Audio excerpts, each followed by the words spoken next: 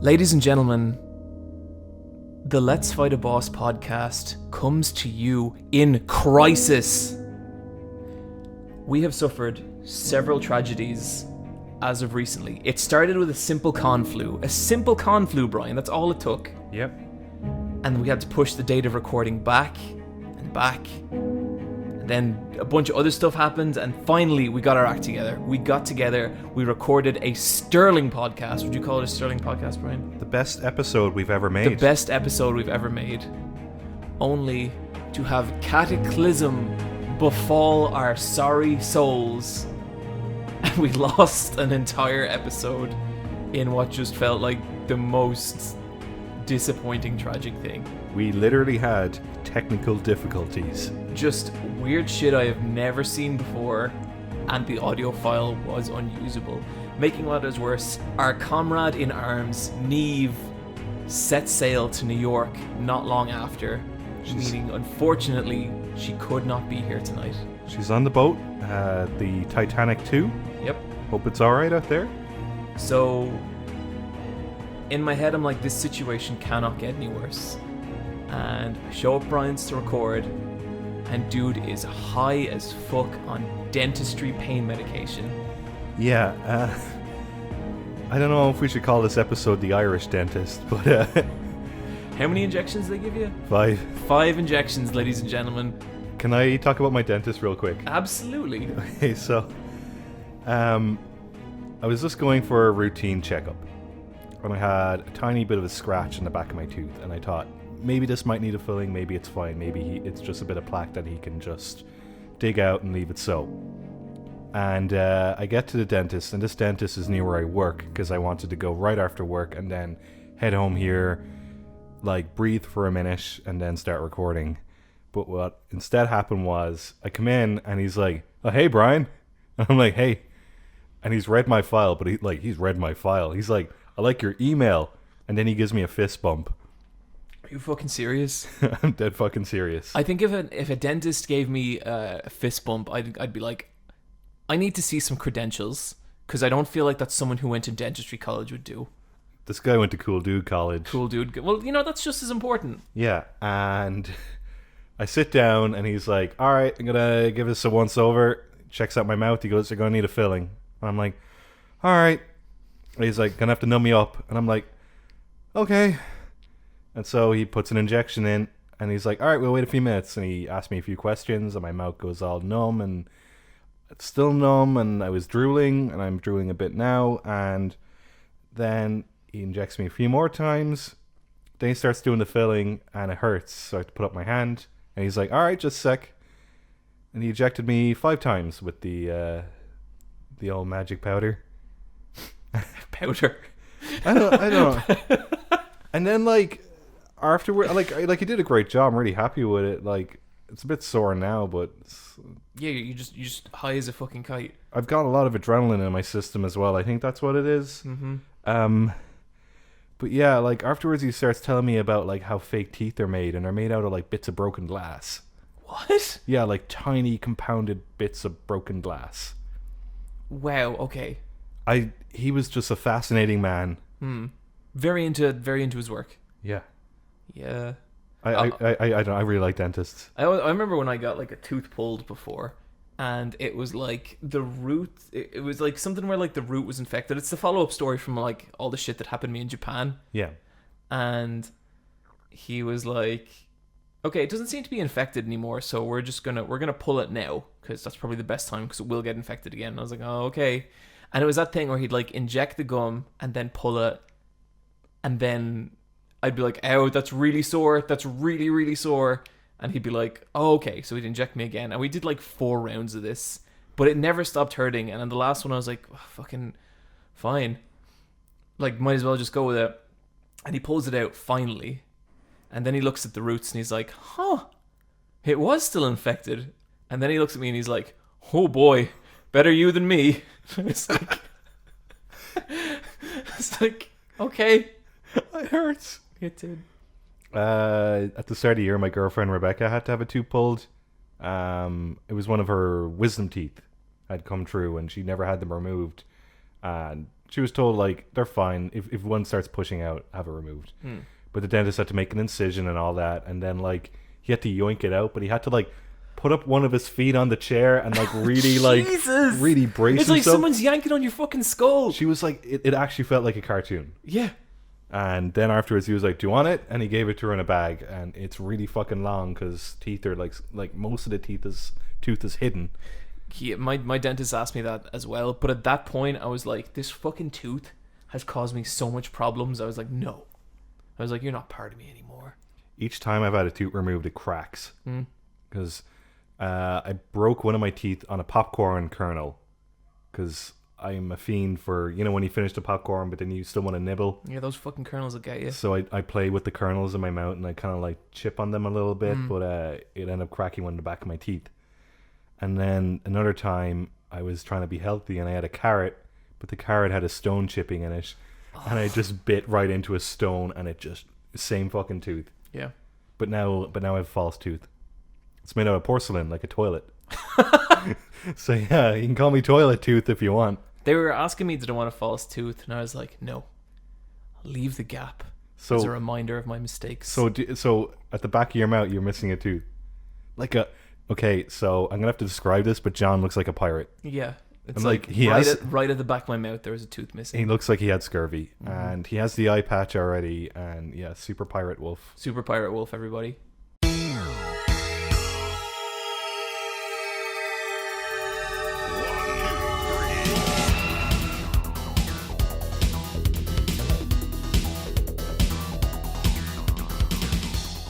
Welcome to the Let's Fight a Boss podcast.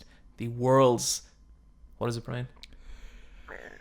Chillest. Strongest video game podcast. Before we were recording, we were like, should we call this a frog cast? Because, you know, we're feeling like frogs. A lot of painkillers, everybody. No, like, you know when you're like, ribbit? Like, ribbit. And you're just really feeling that vibe. I don't know. I kind of wish I was a frog sometimes. You wish you were an animal a lot of the time. Oh yeah. Yeah. Being a humans are like the lamest. Can show you a very enthusiastic community for that. I don't know. They're cool. Brian, we've both started watching Better Call Saul season 4. Yeah, we have. There's 2 episodes out now. 2 episodes. Yeah, so far so good. I really, really enjoyed the first episode, and they do a thing that I love. That Vince Gilligan, Peter Gould, the creators of Better Call Saul, and to a further extent, Vince Gilligan, the creator of Breaking Bad. My favorite character is Mike Ehrmantraut, and he was introduced at the end of season 2 of Breaking Bad, but in Better Call Saul, he's in it from like the get-go. He's pretty much a main character. Yeah, like in Breaking Bad, he was like a mystery supporting character that kind of got more and more fleshed out, but in Better Call Saul, they've like given him a backstory and it's really good, and he's still super mysterious even with it. Yeah. But my favorite thing that they do with Mike, and they usually do it once a season, is Mike will do something and they haven't explained what he's doing. And you don't understand the context. You will at the end, but you just get to watch like 10 to 15 minutes of just uncut Mike. Yeah, and it's like that always happens, and Michelle's always like, "What's he doing?" I'm always like, "We have to wait and see." Yeah, no, like it'll pay off, but like this is the fun. And so, in the first episode of season 4, you get one of those things where Mike goes into like a security warehouse on someone else's security tag, and just starts doing his thing, and he signs a birthday card that says "Reach for the stars." Which is what I'm going to write in all my birthday cards now. And, like, he's so good at being invisible. Like, he just looks like some bumbling old man, but he's not. But I love Mike so much. Yeah, he's brilliant. That show, in general, I feel like so many people... I never hear anyone talk about that show. I feel like so many people are sleeping on it. And, like, the last 2 episodes, the first episodes of season 4, are maybe 2 of the best episodes I've ever seen. Yeah, like they got Michelle McLaren to come in and direct the second episode, and she's directed some of the best episodes of Breaking Bad and Game of Thrones, and like she's who you go to hot shit for, like, you know, like an hour long episode of TV that is top quality. Yeah. But she did some really really cool things in episode 2. Yeah, I really think people should watch that show more. Like the first season isn't its best. It's probably its worst season. Yeah, it gets so much better. It does, and like it's a weird show because it's about 50% of it is about lawyers tricking each other, and then the other 50% is about like drug cartels. Yeah, and like the first 2 episodes of season 4 was probably the most drug cartel shit we've seen. Yeah. Fucking the end of that second episode. Jesus Christ, that was insane. They thought they were so fucking cool getting that £6. Yeah. No. You don't fucking do that anymore. Nope. Bryan, we also ran our own little drug operation. We did. In Canada. Yeah, we snuck it across our border. The border. We snuck the real chocolate across the border. The drug we're talking about is our charm. Oh, okay. Yeah.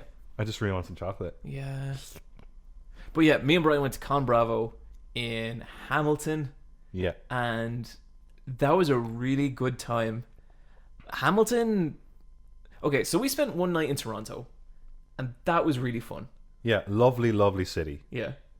One of the favorite things that happens the entire trip was that it was like 4 a.m. in Toronto, and me and Bryan are both lying in bed, kind of asleep, kind of awake. We're kind of in that jet lag middle ground, and next thing we just hear from out in the hall, like, "Okay, folks, we'll all see you on the lobby around 8:30." And we just fucking kept saying that the entire trip because it's like a fucking, I don't know, I always say this, but like whenever we go to like America or Canada and hear accents that we normally hear on television, it's like being in a fucking cartoon, and that's what it sounded like. I thought people were like stereotyping when they were doing that voice.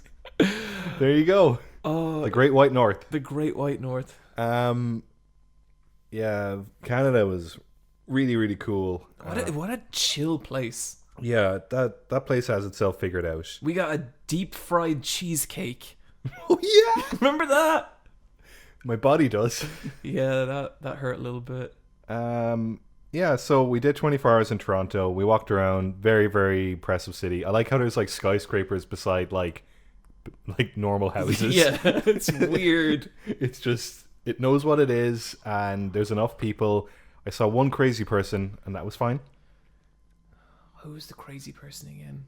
It was when we split up and I went to Chinatown, and it was a woman who was slamming against the window of a Starbucks, and then she went over to a bicycle that had water bottles, and she took out the water bottles and threw them at cars. Fuck. And then she pointed at me and a couple of other pedestrians from across the street, and she was like, "And you?" And I just like looked ahead because I can't help her, unfortunately. No. I think I might have talked about this before. Did I ever say about that homeless guy I saw outside Stephen's Green once? No. So I'm just leaving Stephen's Green Park in Dublin, and I just walk out onto this. I'm kind of like walking out onto this street. But you know they have to walk through these little like bush alleys. Yeah. This homeless guy walks kind of in front of me. He's like on the regular street, but he looks into the alley where I am and looks me dead in the eye and just goes, "Look at the damage you've done." It was a lot, honestly. It felt bad. Like, I'm kind of terrified he was me from the future. Do you think maybe, yeah, like he's come back in time, seen what you've done with the YouTube channel, and he's like, nope. And he's so pissed off with how I fucked up. He's not even trying to stop it. He just wants to be like, "You fucking idiot." That could have been you from the future. Yeah, like, I don't see why not. I'd say it was. But so then anyway, we spent our 24 hours in Toronto, and that was cool. I'd like to go back to Toronto if I ever got the opportunity. But then we went to Hamilton, where the actual con was. And Hamilton is an interesting city. Yeah, this is in the process of being gentrified because it has like trendy record shops and retro game shops and stuff like that. See, I don't know if they were trendy or have just been around for a long time. A bit of both. Bit of both, yeah. Like maybe this was like, it was like doing really well in the 80s and 90s, and it just never shut down, and now it's doing really good again. Yeah. I think our favorite memory from Hamilton was It was like this, I'm gonna say vintage t-shirt shop, Yeah. but a lot of its stock looked like it had just been there for a really, really long time. Yeah, like they didn't put it in a warehouse and then bring it back out because it was relevant again. It time had paused. Yeah, I bought a t-shirt that had one of those, like, you know, like wolf silk screen shirts. Yep. It was that kind of illustration, except it was a leopard roaring, like just a leopard's head roaring. But the mysterious part about the t-shirt was that it had a WWF logo on it. Like when I checked the label, it had been officially made by WWF, like the wrestling company. They haven't used that name for over 15 years. Yeah, and I can't think. And there's no, like, because when WWF do like, or WWE do like a t-shirt, there's always like a slogan on it, you know, About which wrestler it's or for. a photo with a wrestler or something. There is nothing, and like with all my knowledge of wrestling, I can't place the wrestler who ever had a leopard as a gimmick. What do you think happens if we type in leopard wrestler to Google? Because I bet it'll just be furry shit. It'd be a bit of both. It might bring you to a website where you have to confirm who you are. Like there's Prince Puma, but he's Prince Puma is a weird one because he's meant to be like a kind of Mexican luchador kind of wrestler, Right. but he's not. I think he's a black dude from Philly. But you can't. Yeah, he wears a mask, so it's hard to see. Is he just meant to be like nobody knows who Black Panther is because it's the 90s and we'll like work that gimmick? No, he's No? actually meant to be like in Lucha Underground. It's very important that he's of like oh god, what is it? Well, like Dominican descent, but he's not of Dominican descent. He's an American. Pumas are native to South America, aren't they? I think they are. Yeah, they're in the rainforest down there. Yeah, but anyway, so the first sign that really I knew this shop was kind of being run by a bit of a character, we'll say, was Brian's looking at the sign, and there's this sign written in marker, like a torn piece of paper written in marker that just says 2 for $10, and Brian just goes, oh, 2 for $10, that's pretty good. And then the guy behind the counter goes, no man, that sign's old, it's 2 for $5 now. And we were like, oh shit, okay. So we got us some t-shirts. So we got us some t-shirts and some System of a Down lighters Yeah, we did. for like 50 cents. Yeah.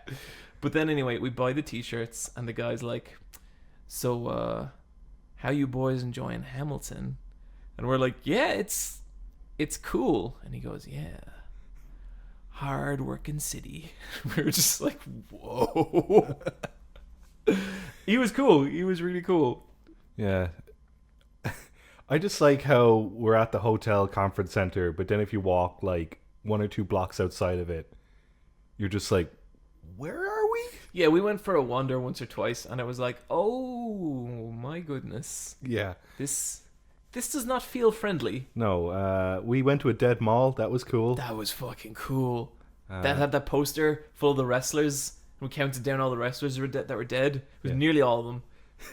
We went to the Dollarama and they had loads of Yokai Watch stuff because, you know, that dream lasted. Man, we forgot to...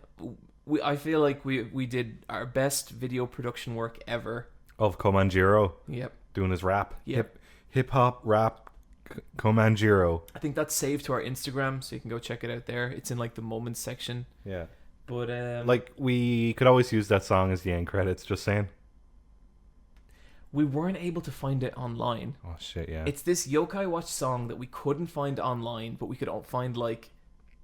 The toy made this song, and it is a banger of a song. And, like, it gets real sad at the end because, like, he died. Yeah, it's like, because it's like, the whole song is like, yokai are everywhere. But then at the end, he's like, yokai are everywhere. Are everywhere. Because there's so much death. Yeah. Like, they're all ghosts. Yeah, they're all dead. They're all spirits. They're all fucking dead. Like Luigi. We'll get there. Rest in peace. Brian, I kind of brought you along to the ConBravo trip because I like to have a buddy. Yeah, you kind of need one of your own there. I like to have one of my own. What was that experience like? Oh, it's fine.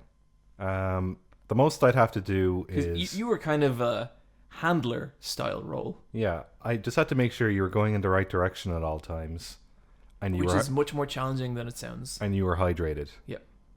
I was getting you a lot of water. Did you Mhm. notice that? I I'd did. be like, "You got enough water, John?" Mm-hmm. It's important because like you did a couple panels. I sat in and spoke at one or two of them, Mm-hmm. but the other ones I'd be like, "I'll see you in an hour. I don't need to be here. Yeah. I And you didn't. no, I want to just enjoy my holiday," which I did, and I kind of discover my own things here and there Mm. because I'm very much open to like what's down this street. Yeah, you love that. Yeah. Yeah. No, it was fine. You seemed mildly bothered by I'll say the eating situation. Yeah. I guess like it's a running joke that on the podcast and that John is into vor. Okay, I don't and, think we needed to. I don't see how that is relevant to the story. and that he has like an eating fetish. No, and none of that's true. that he likes to put stuff in his mouth and Well, like I like to eat to survive. yeah, and that John wasn't lying when he says he needs to eat every 2 hours, because we would go out for breakfast, lunch, and dinner, so that's 3 checks. That's just the default for me. 3 good meals. And like I was like, okay, yeah, we're on holidays, we should be treating ourselves. I had eaten so much sugar that by 2 days into the holiday, I nearly collapsed because I was trying to eat what you were eating, and I nearly like. I don't understand how your body works. Like you should be dead. You should be like fat and dead. high metabolism. Yeah, seriously, like keep it up. John goes to the bathroom like 2 or 3 times a day as well. That's normal. I really think that's normal. Yeah. Yeah. All right, well, yeah, I guess so. Like if you got to make room. Yeah, so like we get like tacos for breakfast, and then we might get like a burger for lunch, and then he'd be like peckish, and I'd be like, you can get something. I've had enough, and maybe he might, maybe he won't, but he'd be eating like tortilla chips and cheese curds in his bed. Mm-hmm. The cheese curds were a present. I had to eat them, and they were delicious. They were, yeah. You seemed to be very happy with I them. was really happy with And they weren't in the fridge or anything. Like I found them in like a cupboard. I pulled them out of a drawer, and you were like, "Give me those." Yep. And it was like 2 days later, and you were just snacking away in them. Well, like, okay, so the thing like with ConBravo is I wasn't exercising in ConBravo, but usually that's the way I do it. I eat a lot and I exercise a lot, and it all balances out. Yeah. So it's kind of more normal, I guess. Yeah. We did have to get around a lot. Like I kind of noticed, I would walk with an intent, and I would go through doors that staff members were like, "You can't go through here," and I'd be like, "Yes, I can," and they wouldn't question me because you'd have that determination in your face. Mm-hmm. And I know you had a special badge, but I just had a regular badge.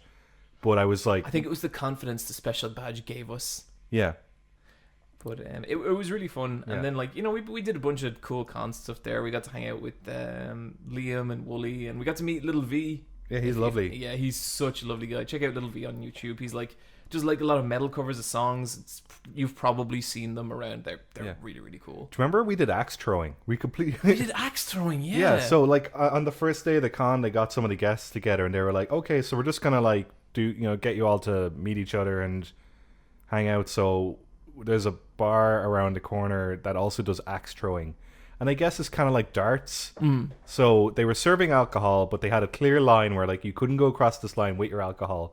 But when you crossed that line, it was pretty much you were throwing axes at like a circular mark. I was so pissed because we had a practice round and then a tournament, and I like killed it in the practice round.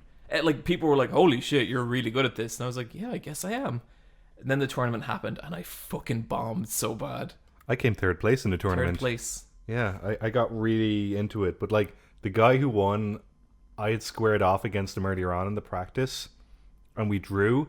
And when you drew, you had to like throw a bigger axe. So like before we were just using hatchets, and they're like 8-inch long axes. Yeah. You hold them with one hand, you can kind of throw them in between your hands. Yeah. Real like they feel nice. But then when it's a tiebreaker, they bring out a different axe, and it's a fireman's axe. And this thing is fucking huge. Massive. And like you don't realize it, but when you throw it, like you have to throw it with your entire fucking back. And like it really fucking hurt my spine the following day. But it's just one of those things where like you throw it and it'll hit off the wall and bounce down, and like it doesn't stick. Like you have to throw it so fucking hard to get it to stick. Yeah. But then you don't want to throw it too hard because then the blade end won't hit it. Anyway, it was fucked up. Yeah. But we did that, and then like we did a few things. ConBravo was cool. They were like, we heard a lot about how the kind of management, I guess, had changed, and so there were parts of it that definitely felt like maybe a little more disorganized than we would have liked. Yeah, but like it was never anything negative. It was just like, oh, okay, fair enough. Yeah, and like the staff were super lovely. Yeah. Yeah. Shout out to Cassie, very nice girl. Oh, Cassie was lovely. I think my favorite part of the whole thing was the drunk art pictionary with all the art prompts. Oh man. Okay, so this was hosted by Niamh and Star Pirate. We got to meet Star Pirate as well. Check her out on Twitter. She does really, really cool artwork. And me and Bryan showed up a little.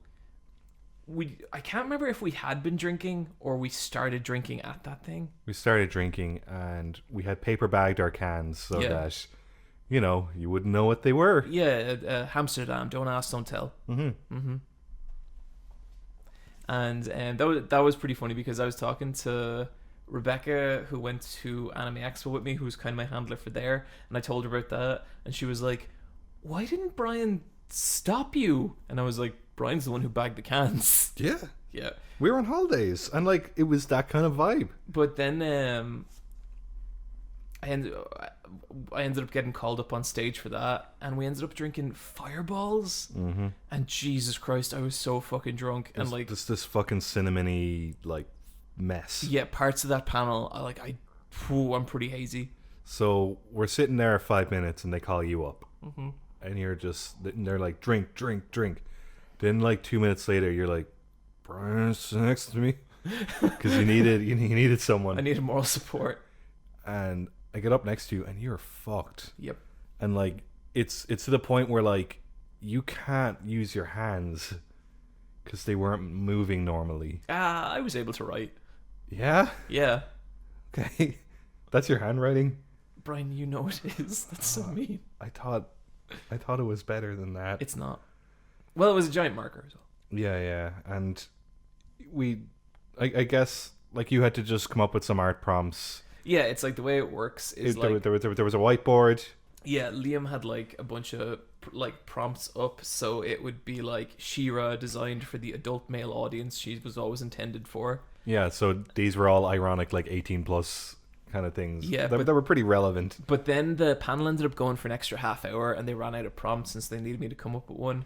And the one I ended up coming with was a 2-parter. So it was like a kind of like basically Niamh would tear down the old prompt and reveal the new prompt. So mine was a new 2-parter, and you tear it down and it says Metal Gear Solid 6, and then tear down the second part, a David Cage production. And I was really fucking happy with that. I think people cheered. I can't remember. They did. Yeah. It was also fun talking a lot of shit at Wooly. Yeah. But that's what he fucking gets. Hey, he's got weird opinions on media. I don't know. He sure does. ConBravo was a really good time. Yeah. I enjoyed it a lot. Thank you so much. If you were part of ConBravo and you're listening, we really, really appreciated it. Yeah, we met a lot of lovely fans there. They were so cool.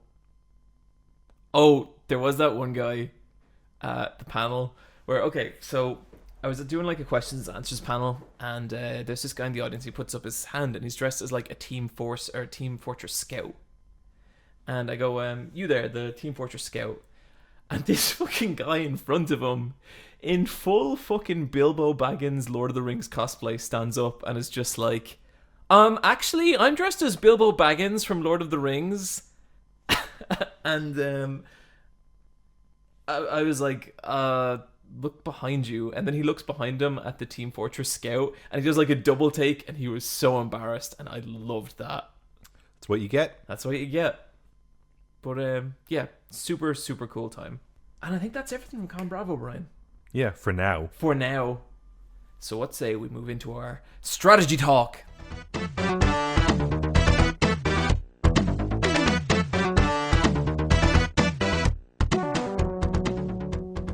Bryan. Yeah? Tell me about Mario Tennis Aces. Mario Tennis Aces, one of my favorite fighting games from this year. I've been playing it a lot at work on lunch breaks. I haven't even touched the single player because I have it at home, but I don't really play my copy. So I think if I check my online, or I think if I check on Switch, it's like played under an hour. Yeah. Wow. Yeah. But I'm really, really enjoying this game, and I was not fucking into it when it was announced. I was like, for fuck's sake, You were pissed. They always do a Mario Tennis game. This is just like them ticking a box.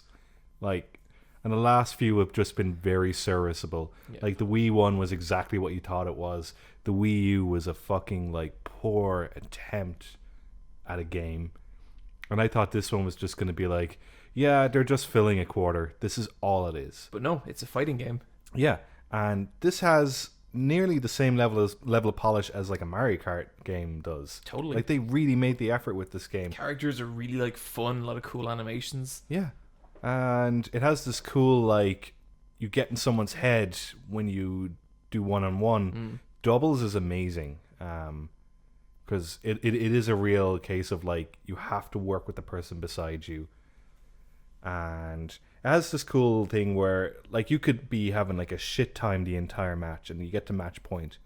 But you can KO the other opponent if you time it just right and smash their racket. And you've won the entire game, buddy. That's so cool. Yeah, I played a little bit of it with you, and I was, like, really impressed with it. It seemed like a lot of fun. Yeah, it's really just about building up that special meter. And that's all fighting games are at the end. Like, it's just, you are just getting to a certain point where you can push over that little amount. Yeah, those can be the most fun moments. And, like, just, yeah, like you were saying, the general level of, like, polish was just incredible. But yeah, I'm definitely going to be playing this the rest of the year, and I'm very impressed with it. I think if you're curious about this game at all, maybe seek it out. Yeah, totally. Bryan. Yeah.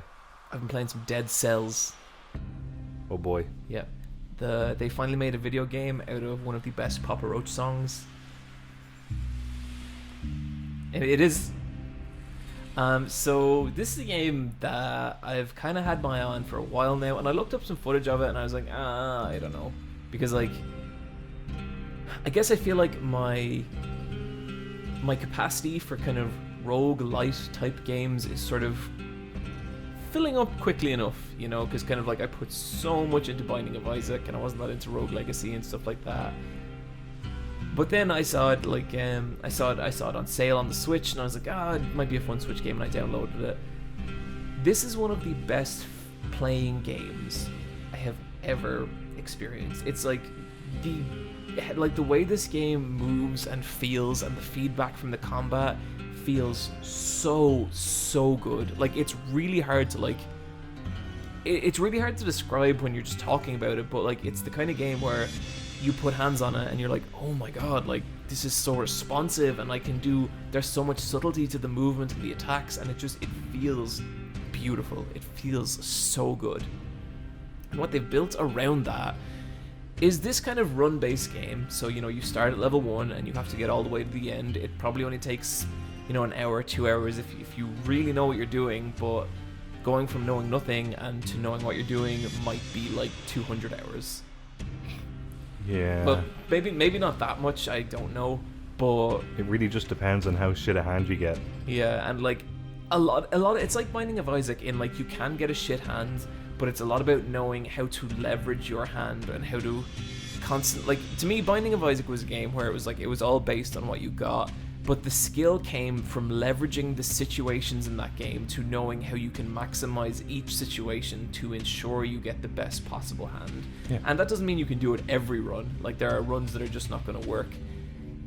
This is like that, although the difference is with Binding of Isaac, I felt like there were items in that where it's like, damn, I got a shit item. Yeah, and, like, you're 3 floors down and you're gonna quit the game and start over. Yeah, because your build's just too shit. Yeah. I have not found that in Dead Cells. Every build I've had has been viable in some way. So the algorithm is very fair. It's more like they've put a lot of attention into balancing the items, so you're never dealt, like, a losing hand. At least not yet. Okay, that's cool. And, like, there's a real variety in it as well. There's, like, even just... Okay, so you have your melee weapons. then you have like a shield, then you have a bow and arrow, and there's like dozens of different versions of each of them. There's dozens of different kinds of bows, shields, weapons. Like even with the weapons, it can be like whip, dagger, hammers, lance, regular sword, broadsword, weird Mortal Kombat ice beams, like ninja throwing stuff. It's really fucking cool, and it has that really satisfying feeling where sometimes, you know, something weird will happen and you'll end up with weapons you're not familiar with, but then you realize that if you use the two of them in tangent, you can do some crazy shit. So one of the weapons is like a frost blast that freezes people, and I don't really like it because it doesn't do much damage, it just freezes them. And then the other one is it's Spartan sandals, and so it's just to kick, I guess, like the bit from 300. Yeah. And like it just pushes enemies back. It doesn't do a lot of damage. It's not that good. But together, you can freeze people and then kick them into walls for massive damage. Nice. And so it's really satisfying like that. That's really good item stacking, or yeah, that they do really work in tandem with each other. Yeah, and that's one. So then like another example was like I got a shield that was really good at parrying. With parrying, it's like the enemies get little like exclamation points over their heads, and if you press parry at the right time, you can block them. It's a really good parry system because it's not impossible. Anyone could do it. There's enough of a window that if you're on top of your shit, you will be able to parry someone pretty easily. But it's the kind of thing where it becomes challenging when there's multiple enemies and you're trying to juggle all that. But then I've had really cool situations before where like 3 enemies are attacking me at once and I parry them all, and that just feels amazing. Nice. But then I had a sword that was plus 300% damage for 5 seconds after a parry. And it's like, that felt so good. And I'm really, really enjoying this game. I've played a little bit of it every day since I bought it. That's probably not going to stop anytime soon. It's the kind of game that I bet if I looked at my hour count, I'd be horrified already. This is your new crack. This is my new crack. It feels real good. I would say when I play it for a long time, I do feel that Binding of Isaac emptiness, where I'm like, oh, I played this for so much. Like, should I be playing other things? I could have been learning another language. Yeah, and I don't get that with video games, but I get it with run-based stuff, because I'm like, oh, should I have done that? Did I really get anything out of that besides of how good it felt? And the answer is like, yeah. And like the variety is good, but I guess I could see it getting old in the long term. But I can only see it getting old in the long term because I played so much Binding of Isaac, and I've learned that rhythm. Do you know what I mean? You know what happens when you chase that feeling. I know what happens when I chase that dragon. Yeah. The way you were describing it last time was... Yeah, by the way, everyone, this is the second time we've had all these conversations. And that's fine. No, it's not. It's fine for me, because the brain, you know, it's there sometimes it's not. Mm-hmm. So the way you were describing the animation is that it has a nice weight to it. Really, really nice. And the hits are satisfying, and you feel each one, and like you are inputting it, and you see the results of that input. They have this really, like, you know the way in Dark Souls, it's like massive animation priority on practically everything. It's not that because it's 2D and it's a faster game, but I feel like all the animations hit this perfect balance between like they all have weight, but none of them feel sluggish. Does that make sense? Yeah. Like, it's just this frame perfect amount of anticipation, and it feels so good. Because the game I was sort of comparing it to was Hollow Knight, which is a Metroidvania and borrows some mechanics from the Souls games. But the character you play in that Hollow, I guess that's what he's called, he is a chipper in that, like, he has fast attacks and they just chip away at the enemies.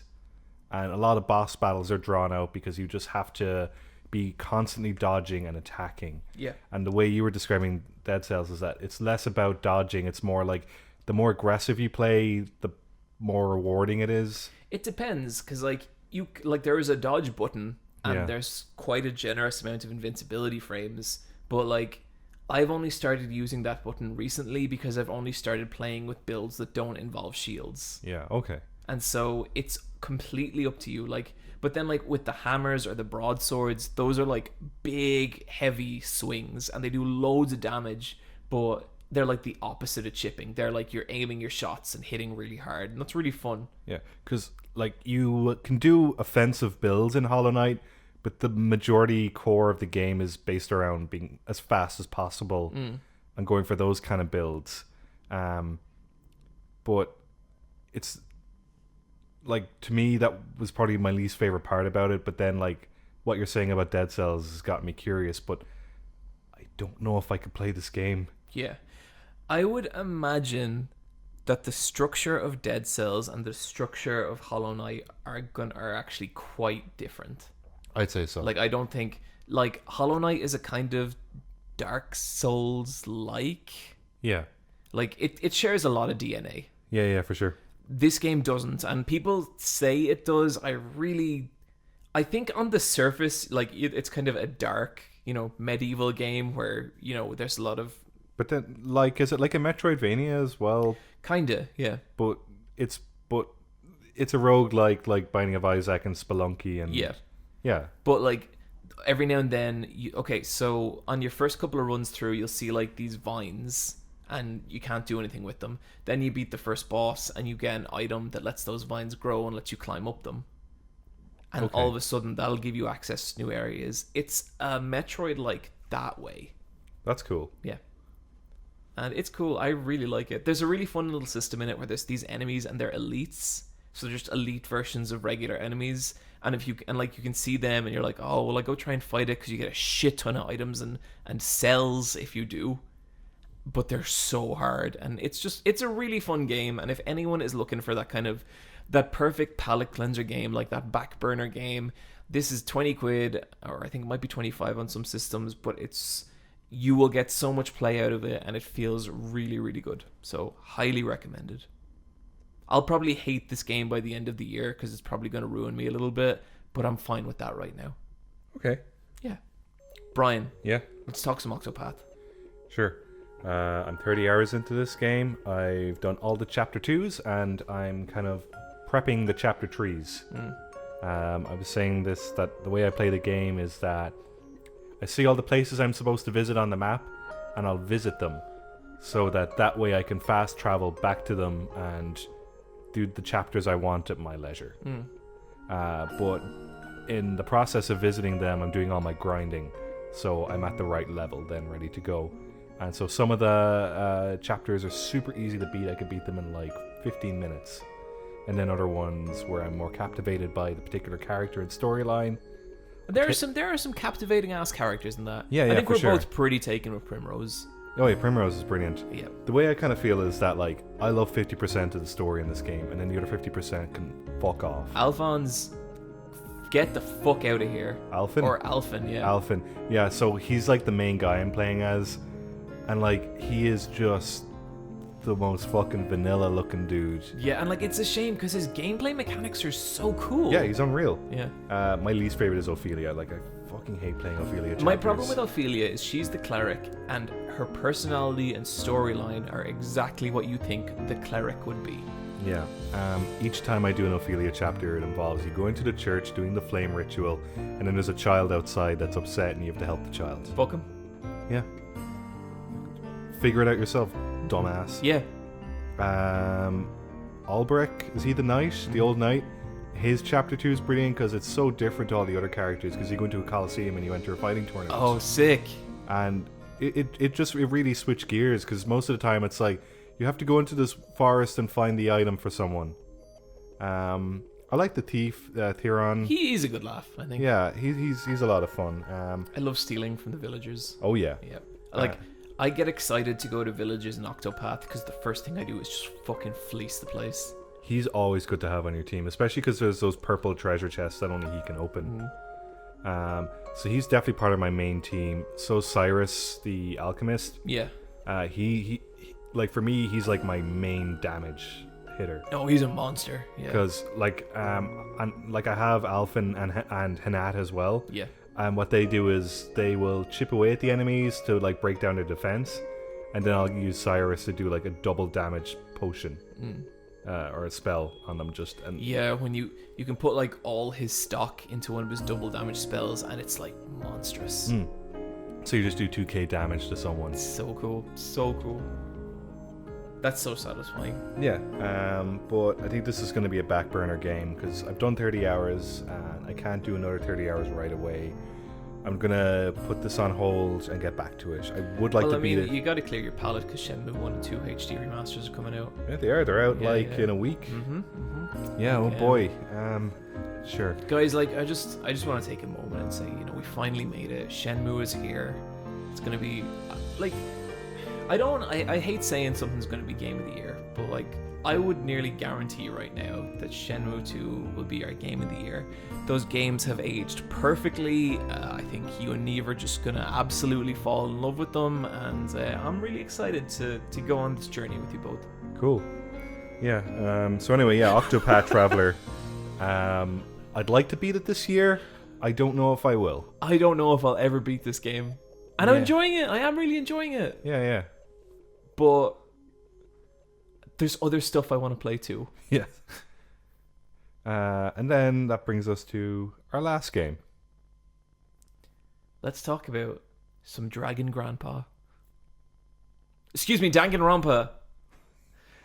So I, after overhearing a very stimulating conversation between Liam and Bryan at ConBravo, I got super curious to get back into Danganronpa. Danganronpa V3. V3. This is the third game, surprisingly. Yep. And I beat it only hours ago, and I'm still thinking about it. I had a lot of people say to me like, oh man, the ending of Danganronpa V3 is fucking crazy, you should really play it. Everyone was right. Yeah. That is one of the most insane endings I've ever experienced. Are we going to spoil it? We are going to spoil it at the end of the podcast in our Danganronpa V3 spoilercast. Okay, cool. But I want to give my brief impressions. Overall, I thought it was really, really cool. I thought the cast was fantastic. I love them. Really, really good. I thought it had some of the strongest cases and some of the weakest cases. Yeah.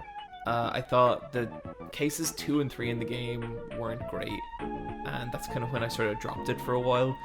Case 4 is maybe my favorite case they've ever done in a Danganronpa game.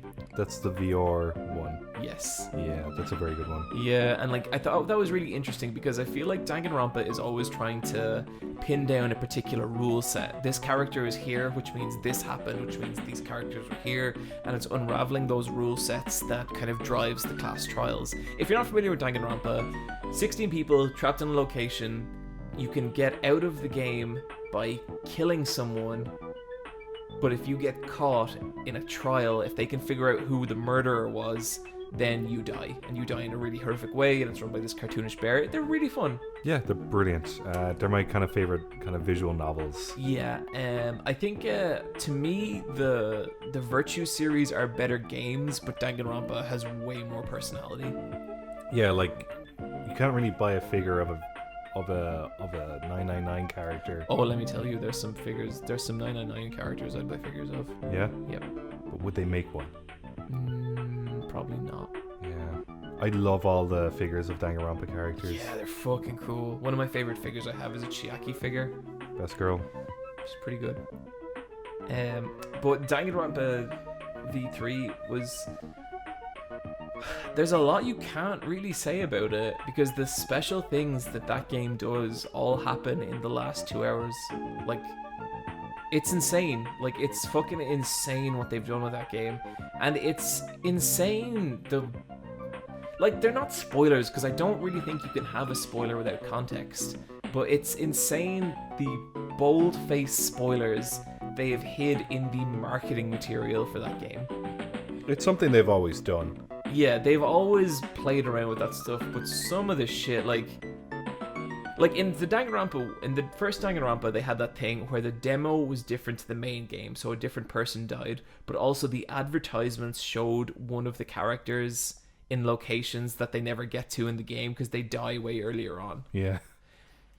This has... I'm going to talk about it in the spoiler cast, so if you're never going to play Danganronpa, listen to that, or if you don't care about spoilers, although I would say as a visual novel, I think Danganronpa does suffer. Like, you should not know what's going on. In that Yeah, for sure. Yeah, but they pushed that whole concept of like hiding stuff in plain sight to a ridiculous extreme. So how would you rank the 3 Danganronpa games? Like, which one is your favorite? For me, my favorite is probably Danganronpa 2. 2 is easily my favorite. Yeah, I just like the cases in that, and like I knew the ending because it was pretty fucking obvious. I played Metal Gear Solid 2. Well, with 2, I feel like there's 2 parts to the ending. There's where you are, and then there's kind of like who the cast are. Yeah. And yeah, I figured out where you are pretty easy, but it was the other part of that blew my fucking mind. Like, I thought that all that stuff was so well done. That was a really, really good set piece. Yeah, I thought like that was really, really great. But in and like that's why I was so kind of nearly skeptical going into V3, because I've said it a couple of times. I figured out the first case before it even happened, because I kind of looked at what they'd done before and I was like, well, what else can they do in the first case? And I was right. And then I was seeing if I could do that with the ending. I did not at all, and I don't think anyone could. I think it's kind of impossible to see what way they go with this. I do think it is the developers like directly fucking with their audience. Yeah, in a really interesting way, because I feel like it addresses the Danganronpa fandom in a really cynical way. Yeah, 100%. And it's cool. Yeah. Let's not say anymore. Yeah. But then, like, I would definitely rank Danganronpa 3 as my second favorite. And then my third favorite, and I still love it to bits, is probably the original Danganronpa. I never actually played through the original. I watched the anime. Yeah. Which I'm sure is not as good as playing through the original. Some of the characters in the first one are really, really good. And I really miss them. Yeah. I thought this one was maybe the worst for... There were some class trials where like the solutions and stuff I felt like were kind of bullshit. Oh yeah, they were. I had to use a guide for some of them just because I was like, that is a real leap in logic to combine these 2 items. And then sometimes you have to lie, and they stack a bunch of stuff all at once, and you're like, I wish this was simpler. There was some stuff where like someone gives a statement, and the statement is like, it's you know, the one you have to point out the contradiction in, but the item to point out the contradiction doesn't actually hint at the contradiction. It's something you have to remember from several hours ago, and it could be a really small detail. Just a throwaway line, yeah. Just a throwaway line that will not be included in the item's description. And there was a few points where I was like, well, how the fuck is anyone meant to get that? And that was frustrating, because when the logic stuff works, it's really good. And that's why I like the 4th case so much. I was in tune with that the entire way. And yeah, it gets frustrating. Still recommend the hell out of that series. It's weird, it's fun, it has so much personality. I love the character designs, I love the characters, and really, really kind of glad I finished it. I hope they never make another one. No, I can't wait to see what Spike Chunsoft do next. Yeah, do something completely fucking different. And particularly, I guess, Team Danganronpa, because Spike Chunsoft are the publishers. Like, they've done... yeah. They do the VLOR stuff as well. They do? Yeah. Yeah, and they do that One Piece Burning Blood game that is what it is. Yeah, so Team Danganronpa, I think this is a perfect way to end that series. Parts of it way too fucking long, but it's a visual novel, so that's par for the course. And with that, we got... Brian, we got a fuck ton of news to get through. We do. Okay. Let's go with some Quicktime Events.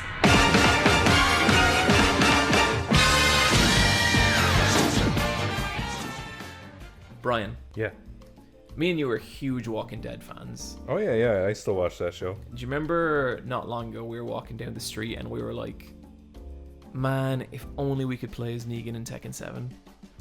I think I've said that like at least 3 times to you. It's every time I see it nearly. It gets kind of ridiculous. It'd just be really neat if it would be so cool, wouldn't it?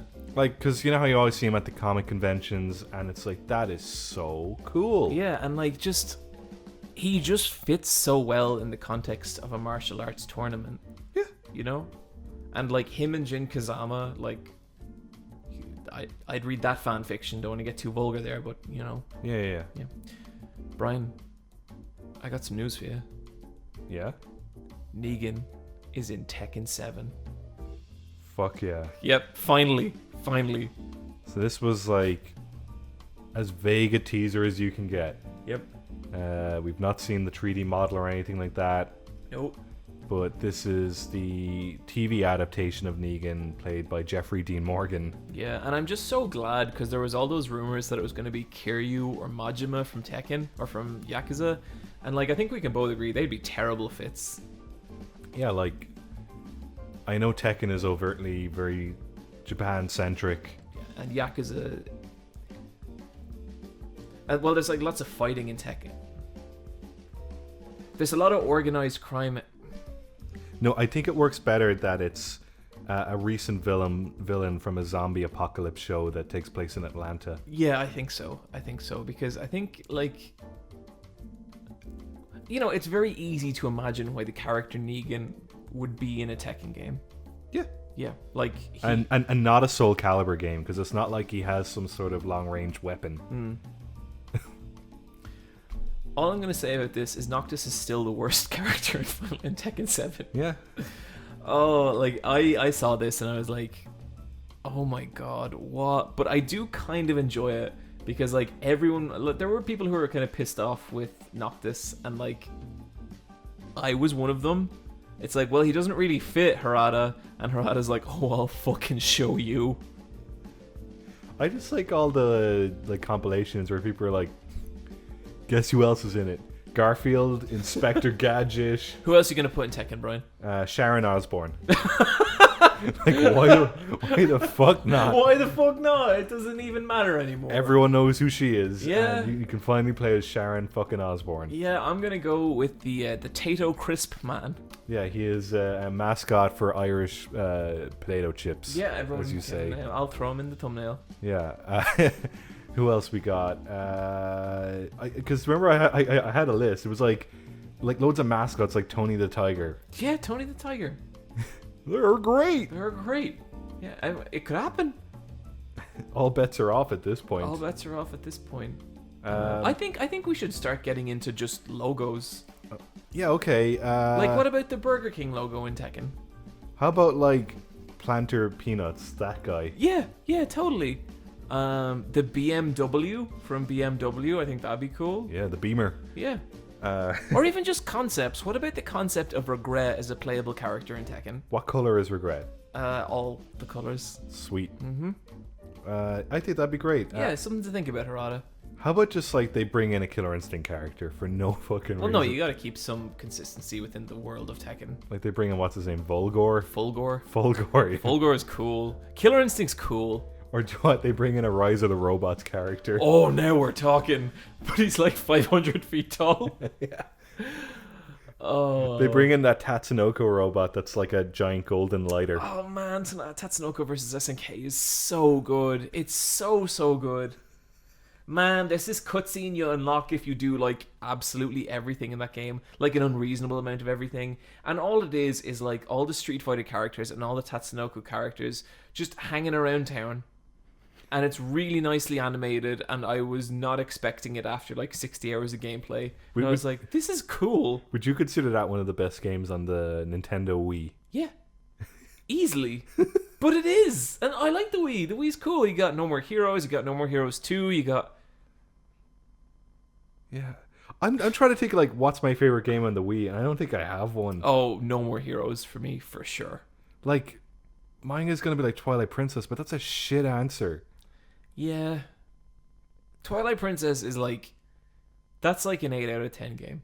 8.8 actually. Fucking Jeff Gerstmann. I remember seeing that review when I was like in college, like what, 18 or 19? Yeah, 20? 18, 19. We were just little guys. And I hadn't played Twilight Princess, but I saw someone gave a Zelda game 8.8, and I was like, that motherfucker.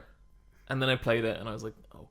Yeah, just like there was so much hype and expectation for that game, and like it brought down the Metacritic score, so everyone was really pissed. Yeah. Because nothing matters more than Metacritic. Do you remember with Skyward Sword? That got a lot of 3 stars and 7 out of 10s. That's a bad... That's pretty high for that game. And like that game will never get fucking ported again. That game is stuck on the Wii. Like with Twilight Princess, I feel like there's parts where that game fails to live up to the greatness of the Zelda series. I feel like every Zelda game up until Twilight Princess, you could argue it was a 10. To me, at least. Yeah, like I think Twilight Princess starts off super strong. Yeah. Then it gets really boring in the middle. Yeah. Ending's alright. But with Skyward Sword, I genuinely think that's a bad video game. Yeah. And I think the problems are worse than the motion controls. I thought the motion controls were terrible. I thought they worked 80% of the time, which wasn't enough. You have to reset it a lot. Yeah. But I just thought the visual design of that game... It looks like Breath of the Wild figuring itself out. It doesn't look good. It looks really bad. And like the enemy designs are really bad. And just the dungeon design I thought really sucked. Except for that one amazing dungeon. The Heaven and Hell one. Oh, so good. And the boss of that's amazing. Really good. The overworld of that game is fucking tiny, and it has like you could explore the sky, but there's nothing out there. And they had the cheek to be like, it's like 20 times bigger than the Wind Waker world. That's because there's nothing there. It's like literally like 5 places you can go. That game has so many like loading areas where you're like, you go into an area and you're like, this is one section, and then the way you have to go to another section is you have to fly up and go. It's just a really disconnected, unbelievable world. Yeah, it felt like nearly like a series of puzzles to me, because when you do land, there was so much like just like geometric squares to like push around and stuff, and there was no sense of like it being organic or anything. Yeah Big disappointment. The worst game worst game ever. So anyway, Negan is in Tekken 7. Negan is in Tekken 7, everybody. We did it. We finally did it. We got some more Street Fighter V characters in G and Sagat. Fuck yeah. Okay, so Sagat. Sagat's my favorite. Sagat's fucking rad. You know who's not so hot? Sagat's Tiger. The tiger has an eye patch. No, it doesn't, does it? Bryan, I think you made that up. I've seen concept art where it had where it's got an eye patch. Because they had a bunch of alternate costumes. Because afterwards I was checking it out. Maybe for an alternate costume it has an eye patch, which is cool. That'd be funny. Yeah. Just a matching eye patch. Sagat looks way fucking older, beat up. He's all covered up in rags. Been through some shit. I really like the redesign of default Sagat, because Sagat's actually like a super interesting Street Fighter character. He's like one of the only characters who has had like serious actual character development in Street Fighter. He's the boss of Street Fighter 1.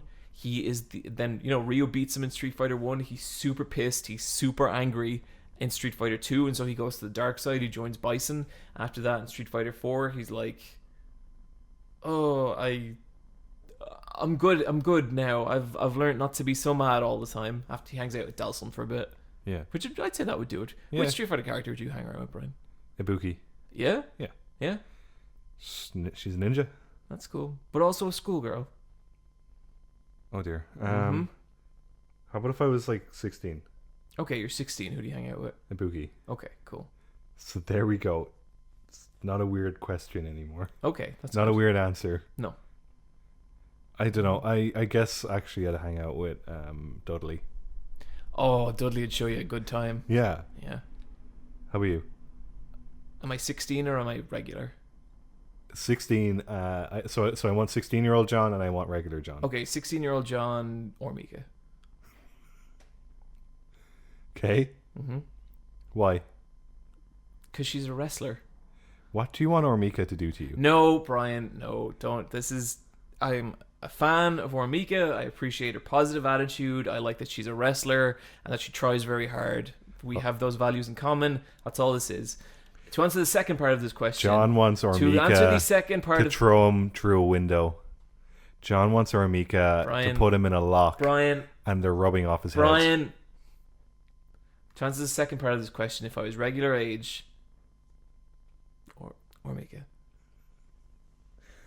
Okay, Sagat looks really good, and I've been playing as him, and he has this his second V trigger is super super interesting because Sagat's always been like a zoning character. He's always been really amazing from long distance because he has the fireballs and they go to really they go they're really fast. They have a really good reach. It is really easy to fuck someone up across the screen with Sagat. But his second V trigger, I can't remember I think it's called Tiger Assault. Yeah, it is because his first one's called Tiger Charge. Yep. And what it is it grants him 2 new special moves, and the first is like a focus attack from Street Fighter 4. So all of a sudden Sagat can counter people, and the second is this really close knee that goes into this double kick, which is really amazing for combos. So all of a sudden you pop his V trigger and you're not trying to stay away from people anymore, you're trying to get up close, and it's so much fun. It adds like this whole other dimension to the character that I've just been having like a total blast with. Haven't really gotten to grips with G. That guy is fucking goofy. So G looks like a fucked up version of Uncle Sam. Yes. Bit of Abraham Lincoln in there as well. He's got the tall hat. He is tall as well. He's got the beard. Mm-hmm. But the sleeves are ripped off, so he's showing off his big muscles. And he looks like he's been, like he's having a tough time. His V triggers are ultimate presidents and dangerous presidents. And he claims he's president of the world? President of the world. Is he? No, well, I haven't played through his story yet, but from what I understand, he is a crazy street person. And the whole thing is Rashid, one of the new characters from 5, is like, whoa, check out this guy. I got to get him on my YouTube channel. Rashid. Rashid.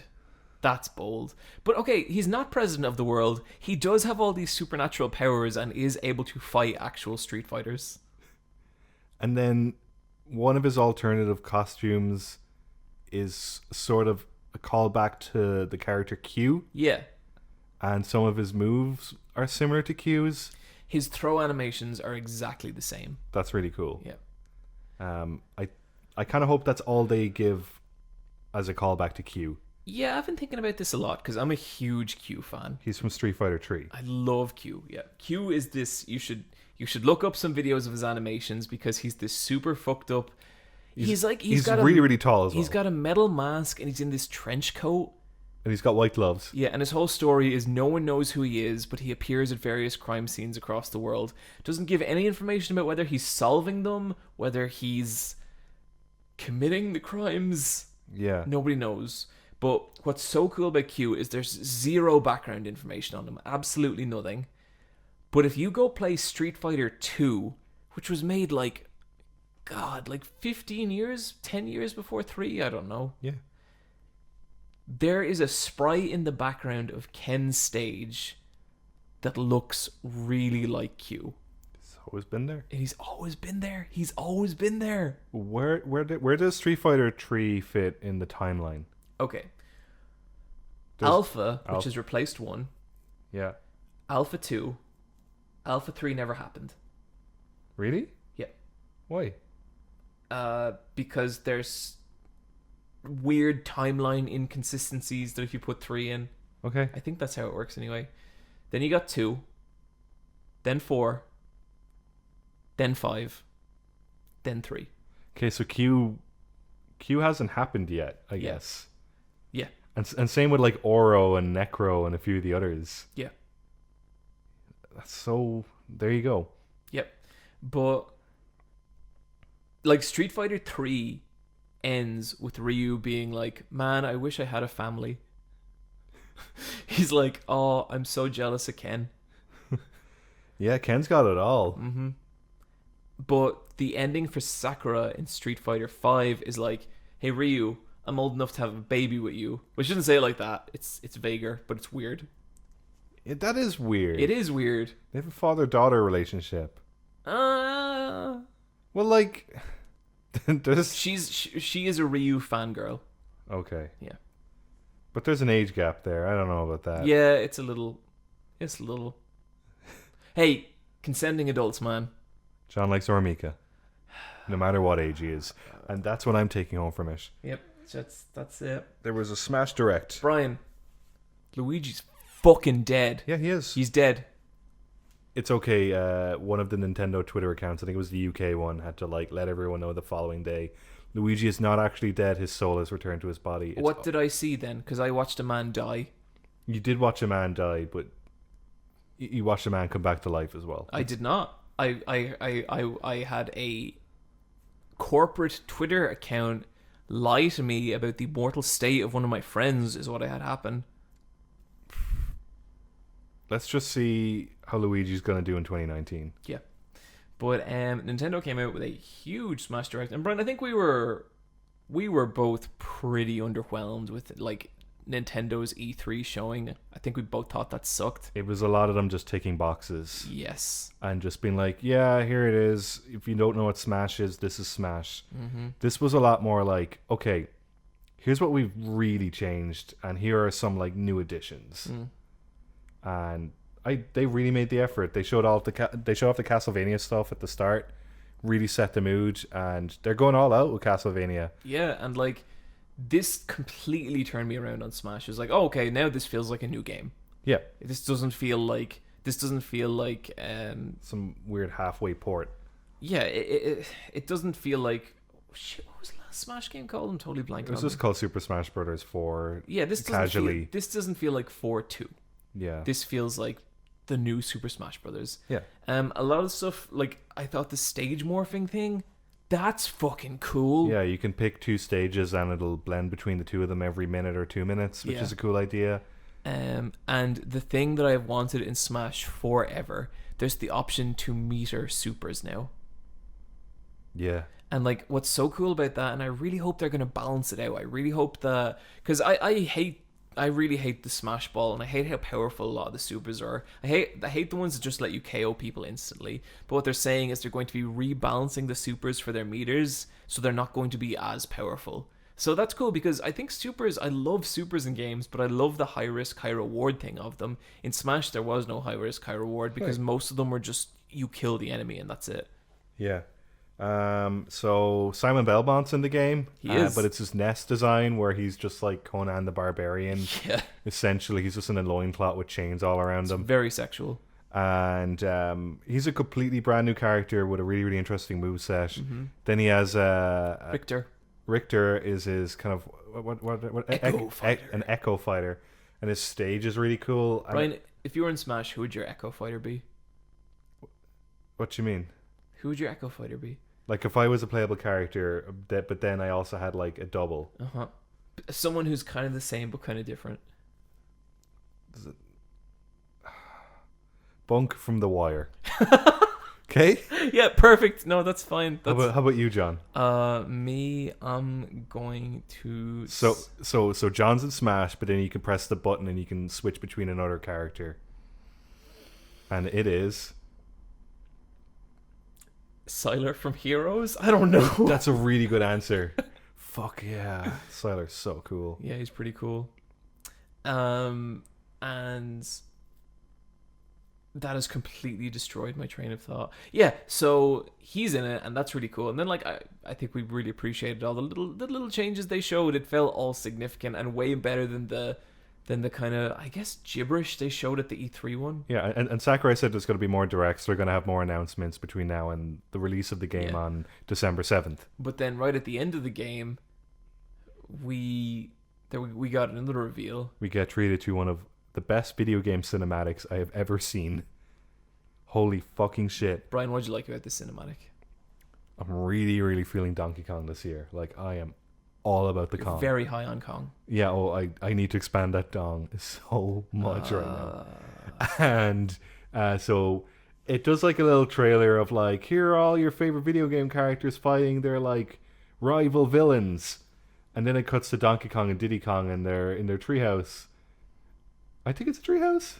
Yeah, I think so. Yeah, and they're watching TV, and you're like, yeah, Donkey Kong is a villain, and they've never it's been ages since they've acknowledged that he's around. It's King K. Rool, and like they see someone outside, and they think it's King K. Rool, but it's just King DDD fucking with them, and you're like, brilliant. That was a good fake out, but then it's actually King K. Rool, and their eyes smash through the glass, and it's fucking so perfect. And he looks awesome. Yeah, his eye is bugged out so much and it's all veiny. Yeah. He looks like Uncle Ruckus. Did you see the designer of King K. Rool tweet about this? Yeah, and he's put out some old designs and everything. He was like, "Oh wow, King K. Rool's in Smash. Wish I'd taken more than 3 seconds to think up the name." Those old Rare lads they're a hoot. They made those games in a year. They didn't have a lot of time. No. But then, like, they've started digging up loads of Donkey Kong Country, like drawings and concept and lists of animal buddies they wish were in the game, which is super interesting. Yeah. But King K. Rool looks like a lot of fun to play. So now, finally, I want Candy Kong for Smash. You never know. Yep. Dixie Kong might end up in the game as an Echo Fighter. Shit! I'd love Dixie Kong. She's my favorite Kong. Dixie could be an Echo Fighter for Diddy. You never know. That'd be so good. That'd be so good. So this relates back into a 4chan leak that someone on the video game board of 4chan was like, these guys are going to be announced in Smash. Really? And they had like said Simon Belmont, King K. Rool, and then some of the other characters were like Isabelle. Oh, that'd be a good one. That'd be real good. Because she was an assist trophy, but they showed a montage of assist trophies, and she wasn't part of that montage, but Cap'n from Animal Crossing was. So either she is still an assist trophy, or maybe she's been bumped up. I hope so. Because she's such a good character. Because she's playable in Mario Kart, and that went down super well, so who knows. Another one was really interesting was Geno, the wooden puppet from Super Mario RPG. Oh, weird. And that's weird enough to work, because like, think about like Mr. Game & Watch and Duck Hunt Dog. Yeah. Like, I'd be down. I think he'd be cool. I think he's obscure enough that people will be like, yeah. I think, you know the way they've pretty much said Waluigi is not in the game? He's an assist trophy, yeah. Yeah. I think they are primed for the ultimate fake out. Like, imagine if they announced him like last character. Who knows? They could. Yeah. Negan's in Tekken 7. Yeah, like, and maybe Negan will be in. I can't believe Negan got into Tekken 7 before Waluigi got into Smash Bros. I don't know if Grey Fox is Grey Fox still an assist trophy? Yes. Okay, all right. Yeah. I don't think he could be an Echo Fighter for Snake. Their styles are too different. Yeah, they're completely different. He'd be more like, yeah. Oh, and they announced Chrom as an Echo Fighter, and like Chrom's really interesting because he's like the. At this point, it's probably like the 12th. Well, maybe it like they've announced so many fucking Fire Emblem characters. Yeah, honestly, with Chrom, I was like, oh, cool, another sword boy. But like the joke with Chrom was that like you had all 7 Fire Emblem characters, and then you would make a Mii version of Chrom at the end, and that was the joke that Chrom was never going to be in Smash. So to see Chrom in Smash, I was like, okay, cool, but like, let's get weirder. Like, it's cool that King K. Rool's in it, and I want them to kind of go down that route of like weird 90s SNES characters. So if you could pick one character for Smash, so like a Nintendo character, well, Starfy. Sure. The cute yellow starfish. I would also have Kirby's Animal Buddies, but the way I would do Kirby's Animal Buddies would be like the Pokemon Trainer, where you rotate between 3 of them. Yeah. And each one has like a different moveset for a different situation. I think they should put Tingle in there. Tingle is a complete possibility. He has his own game. Like, you could literally do anything with Tingle's gameplay, but it should be fucked up. Yeah. Mm-hmm. Yeah. Fuck yeah. Did you see that a while ago? Oh, you know what? Skull Kid. Oh, yeah, that's fun. Yeah. Did you see a while ago how there was like a survival, like a horror game with Tingle as the protagonist pitched at one point?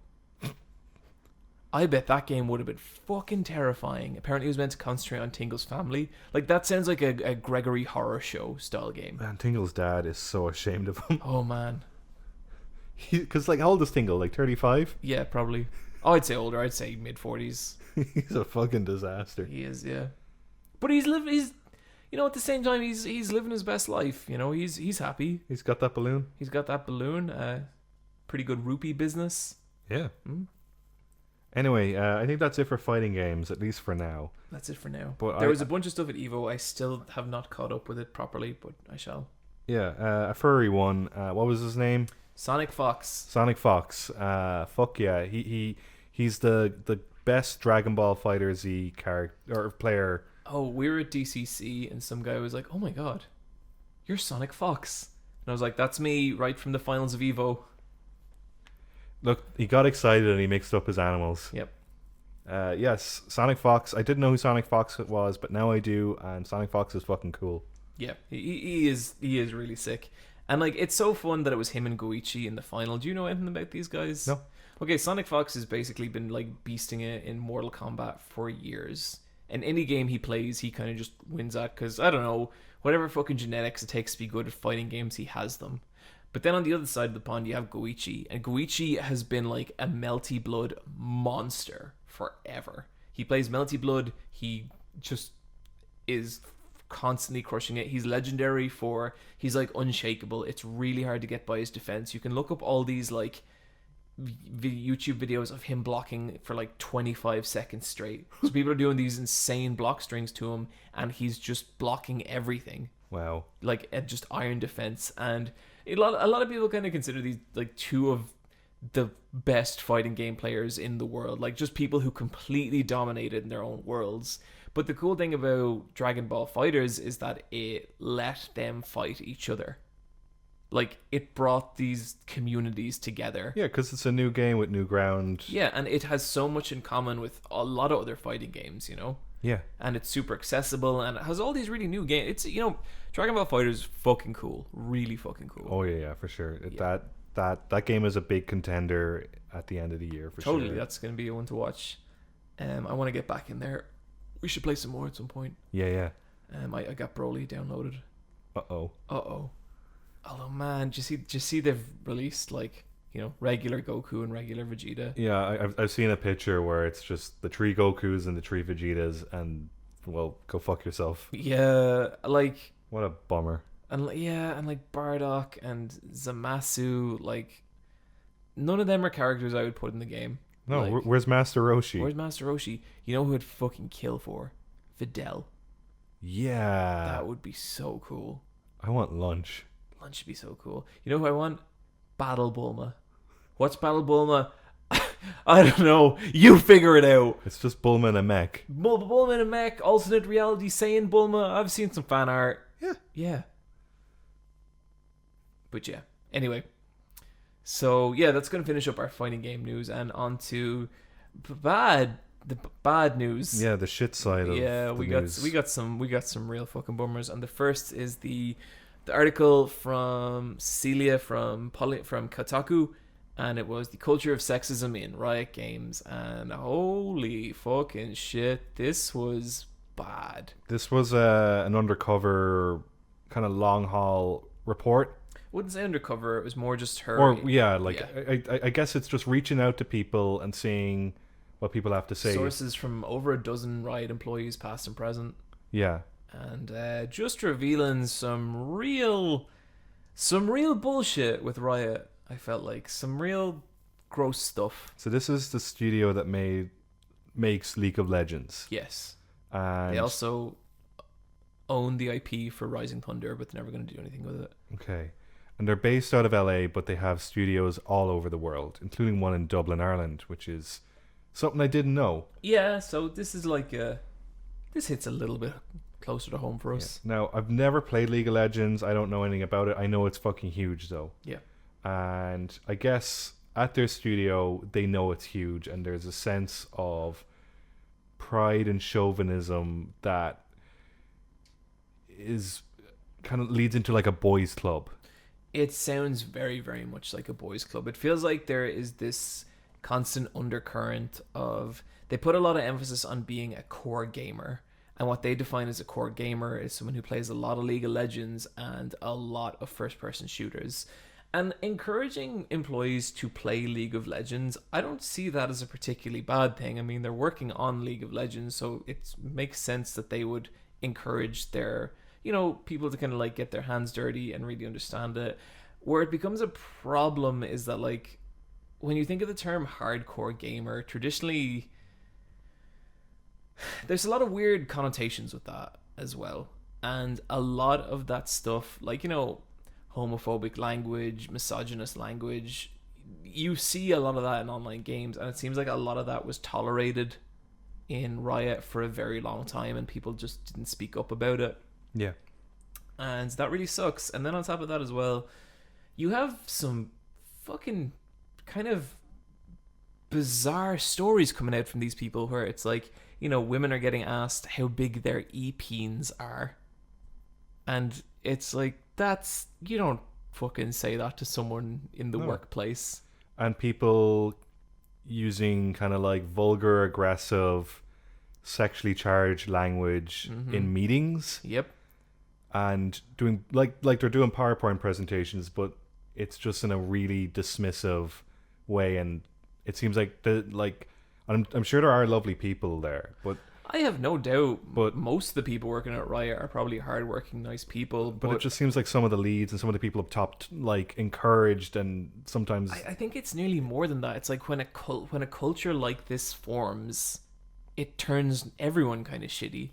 Because you have the people who are partaking in the kind of behavior, and then you have the people who are doing nothing to stop it.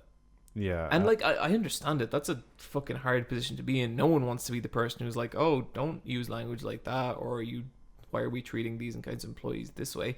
And like, you know, some of it was really insidious. There was like email lists going around about how like quotation marks like fuckable some of the employees were and stuff like that. Yeah. There was like really graphic descriptions of what they imagined certain female members like genitals would feel like. Just some fucking gross ass stuff. And like whenever I think about stuff like that, I'm like, you know, I am a boy, but like I think about like, you know, like my girlfriends or my mom or my friends who are girls, and it's disgusting. And like I would never want any of them to go through anything like that or feel trapped in an environment when they were like that. And like I don't have any investment in Riot at all, but I was really disappointed to hear how bad some of this stuff was. Yeah, because you know when you just think of these cliches and tropes of just like obnoxious, toxic masculinity, like tech companies, and you'd think like, but that's all like TV show fake. Like that's something you'd see in Silicon Valley, like played up as like a fictional occurrence. And then you're reading this stuff and you're like, wait, this is fucking ridiculous. Yeah.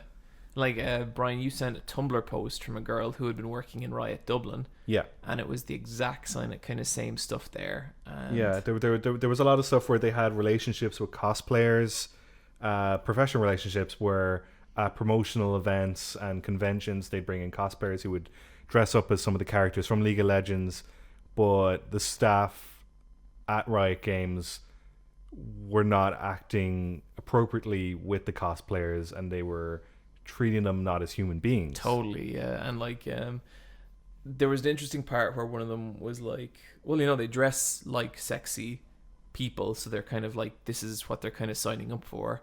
And then someone else was like, well, no, she's just cosplaying exactly the character from the game. Like, that's what she's doing. We designed the character to look this way. She didn't design the outfit. I thought that was kind of interesting. But it was really gross, and it was shitty to hear about that. It really was. Yeah. I just can't, like for me, when you read these stories, you just think like it happens far away, where but to find out that it happened in our city as well is really fucking weird. Yeah. And like the company that I work at is very nearby. And that's crazy. Wow. And that just kind of it really put a reality check in it. Yeah. But yeah, that really sucks. And Riot knew that the article was happening as it was being written, and they have started moving to like make changes. It feels very reactionary, and so it's very hard to I guess buy into the sincerity of it, because it's like, yeah, that happens as they're being set on fire, you know. Would you have been doing it if this article was published? Yeah. And so you know, I hope they are. Like I'd love if in a year's time Riot's a really cool place to work. Yeah. But it sucks. It's just there's an audience who play League of Legends that are awful boys. Like that's the only way to describe them.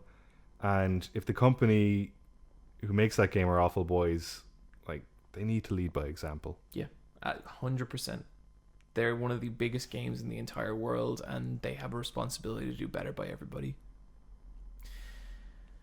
Oh boy, Brian, this next one is just the fucking gift that keeps on giving. This is a serious contender for biggest shit show of 2018. Oh, if this isn't the biggest shit show, whew. So it's been a while since we've recorded an episode, but the timing has been really, really good with this one because there was a story, but then the story kept developing, and I think we're kind of into the epilogue of it now. But this is about the Dead Cells review on IGN. I know people have probably heard a lot about this already, but I really want to talk about this. Oh yeah. Okay, so Dead Cells review goes up on IGN. I think a day or two later, a small channel called Boomstick Gaming, who has been a YouTuber for 10 years. This guy's making videos. His first video was like a fan trailer for something. Remember when people made fan trailers? Yeah. Yeah. And his video was something to the effect of, IGN stole my review, what do I do? And so his video starts off and he starts showing all the similarities between the IGN and his, and at the start, very simple similarities, like, well, yeah, that's how you'd start a Dead Cells review, but as it goes on, it becomes completely irrefutable. Yeah, there's a paragraph on like the gameplay, a paragraph on like the level design, a paragraph on how like but they are beat for beat. The wording is it's so similar. Yeah, it'll have 3 sentences, and each sentence is one after the other, exactly the same. So, Philip, his second name escapes me. Philippe Mucin. I don't know how to pronounce his surname. We'll call him Philippe from now on. Yeah. This is the guy at IGN who wrote this review and also edited the video. And so this all comes down, and IGN nearly immediately pulled down the review, which was the right move. Yeah. And they look into it. And so to give you some background on this Philippe guy, he is not a part-timer or freelancer like some people reported. He is a full-time Nintendo editor at IGN and host of one of their most popular podcasts. That is a massive position. I think there are so many people out there who would kill for that position. He took over from Jose Ontario, who was one of the former hosts of I think it was the One Up podcast, which is a podcast I really used to love and a really great guy. You should follow Jose Ontario in whatever he does because he's fantastic. And so the video goes down immediately and Philippe is released. He is let go. And it's, I would say we get to the point where the story starts to blow over. And the Boomstick Gaming channel, they're recovering, or like they come out of it. Oh, Boomstick Gaming, like, this is one of the best things to ever happen them. That's one thing I've noticed. This happened to Jeff as well, Mother's Basement. A Spanish YouTuber stole line for line one of his videos. Yeah. And the video he did calling her out hit like 1 million views in like 3 days. People love like karma and justice. If anyone wants to rip off one of my videos, I'd really appreciate that. Just like make a burner channel. Don't leave any personal information so I can just be like, this motherfucker copied everything, and then I can profit off it a lot. Yeah. But like, that's Boomstick absolutely deserves it, as did Jeff. Like, if someone's going to rip off your shit, yeah, you should be making like something off it. Boomstick has gained about, since this incident happened, I think they've gained 60 to 70,000 subscribers. Fuck yeah. So they've been a YouTube channel for 10 years, and in that time they had amassed 11,000 subscribers, and they got more than 6 times that in this period. That's really good. And then they've been in discussion with IGN privately about the situation. And I would just say Boomstick has been like pretty cool with the whole thing. They handled it super well. Very not dramatic, very just, hey. I thought the video that was put out was super fucking calm. Like, I'd be so upset. But they were just like, isn't this really weird? One of my favorite bits of that whole video is like, he plays a bit that Philippe says, and he goes, stellar writing there, Philip. Yeah. But Yeah, it's very reserved, but that's what makes the video so good. yeah, I think that's what you gotta be like in these situations. So anyway, then Felipe or Philip, not sure how it's pronounced. He has his own personal YouTube channel. He has his own YouTube channel because he is a former YouTuber. And so he's a YouTuber who got picked for IGN. And he puts out this video called like My Response or something. And he apologizes to IGN. He says, first of all, this is his fault and he's going to take full responsibility. Which is like, yeah, no shit. And he apologizes to IGN. He apologizes to the makers of Dead Cells. And then does not apologize to Boomstick Gaming. Instead, he gives this incredibly condescending, like, look, Boomstick, you really, you got a great thing going, and, you're really killing it. And he says this bizarre line where he's like, I don't hold it against you at all. There's no beef between us. It's like, who the fuck are you to say that, Like, what is this man a lunatic? Like, is this man living in the same plane of reality as the rest of us? He's lying. He's lied so much that he believes his own lies. And that's the worst kind. Because, like, do you ever meet someone who's so fucking delusional that they believe all their own bullshit? That is this man. Yeah, he's a pathological liar. He's a pathological liar. Like, I mean, obviously, we don't know him. This isn't, like, we can't psych-evaluate him. But I can't think of any... He has telltale signs of all of this behavior. So then in the end, he's like, I hope just, I want to just keep doing the job I love. And, I want to keep inspiring people. If I inspired you to follow your dream, like, keep doing that. And that really means a lot to me. And it's like, what the fuck are you talking about? You fucking lunatic. Do you know how this guy got started? How? I know you do know that because we said this in the last podcast, but thanks for lining me up there. He started by getting his hands on 5 early Switches and doing like a sub for views, a sub for a chance to win promotion. It's a platform built on hype and lies. It's insane to me that like he thinks he's inspirational. And like there's two parts to this. First of all, motherfucker, you have one of the most coveted jobs in the world. Your job is to say what you think of games. And he says, like, look, I was just following standard review protocol. You go out there, you do a lot of research. Yeah, fucker, you do a lot of research, but your research isn't other people's reviews. No, it's the game. You play the game and you form your own opinion. Yeah, if I'm going to review something or just, do a video on it, I'm going to spend a lot of time with that series and I'm going to read interviews with the staff. I'm not going to read other people's take on it because that's insane. Because that, like, no matter what, that will seep into your subconscious. And, like, that has happened to me before where, like, I have like put something in a video and then I'll be like, then a couple of months later I'll be like, oh shit, that's really similar to this other fucking video I watched like a year ago. I just didn't see it. And so now like I'll make a point, if I'm ever going to do a video on something, I will make sure to stay away from it because it's just stuff seeps in and it's too easy. That said, I've never had a word for word fucking thing like this. That's insane. But like people can have the same thought on something and same opinion, and there can obviously be like overlap of words. Oh yeah, and like if you're talking about the same stuff, sometimes you end up quoting the same sources, which has totally happened to me. And Dead Cells is a well-reviewed game. It's getting great feedback from everyone. Yeah, and it does a lot of very clever design things, but the overlap here is crazy. But the Dead Cells review is the tip of the iceberg. Because, first of all, okay, he leaves this weird challenge to Kotaku and Jason Schreier, where he's like, keep digging. Like, I'd love to see what you find. Okay, and like Jason is... So Jason Schreier... Jason likes to ask questions. Jason Schreier is like a dyed-in-the-wool gaming journo. He is a just old school journalist. He loves investigating. He loves doing all this shit. He's also the author of a really great book called Blood, Sweat, and Pixels, which is like chronicling the development of a bunch of games that I'd really, really super recommend for anyone who's interested in game development.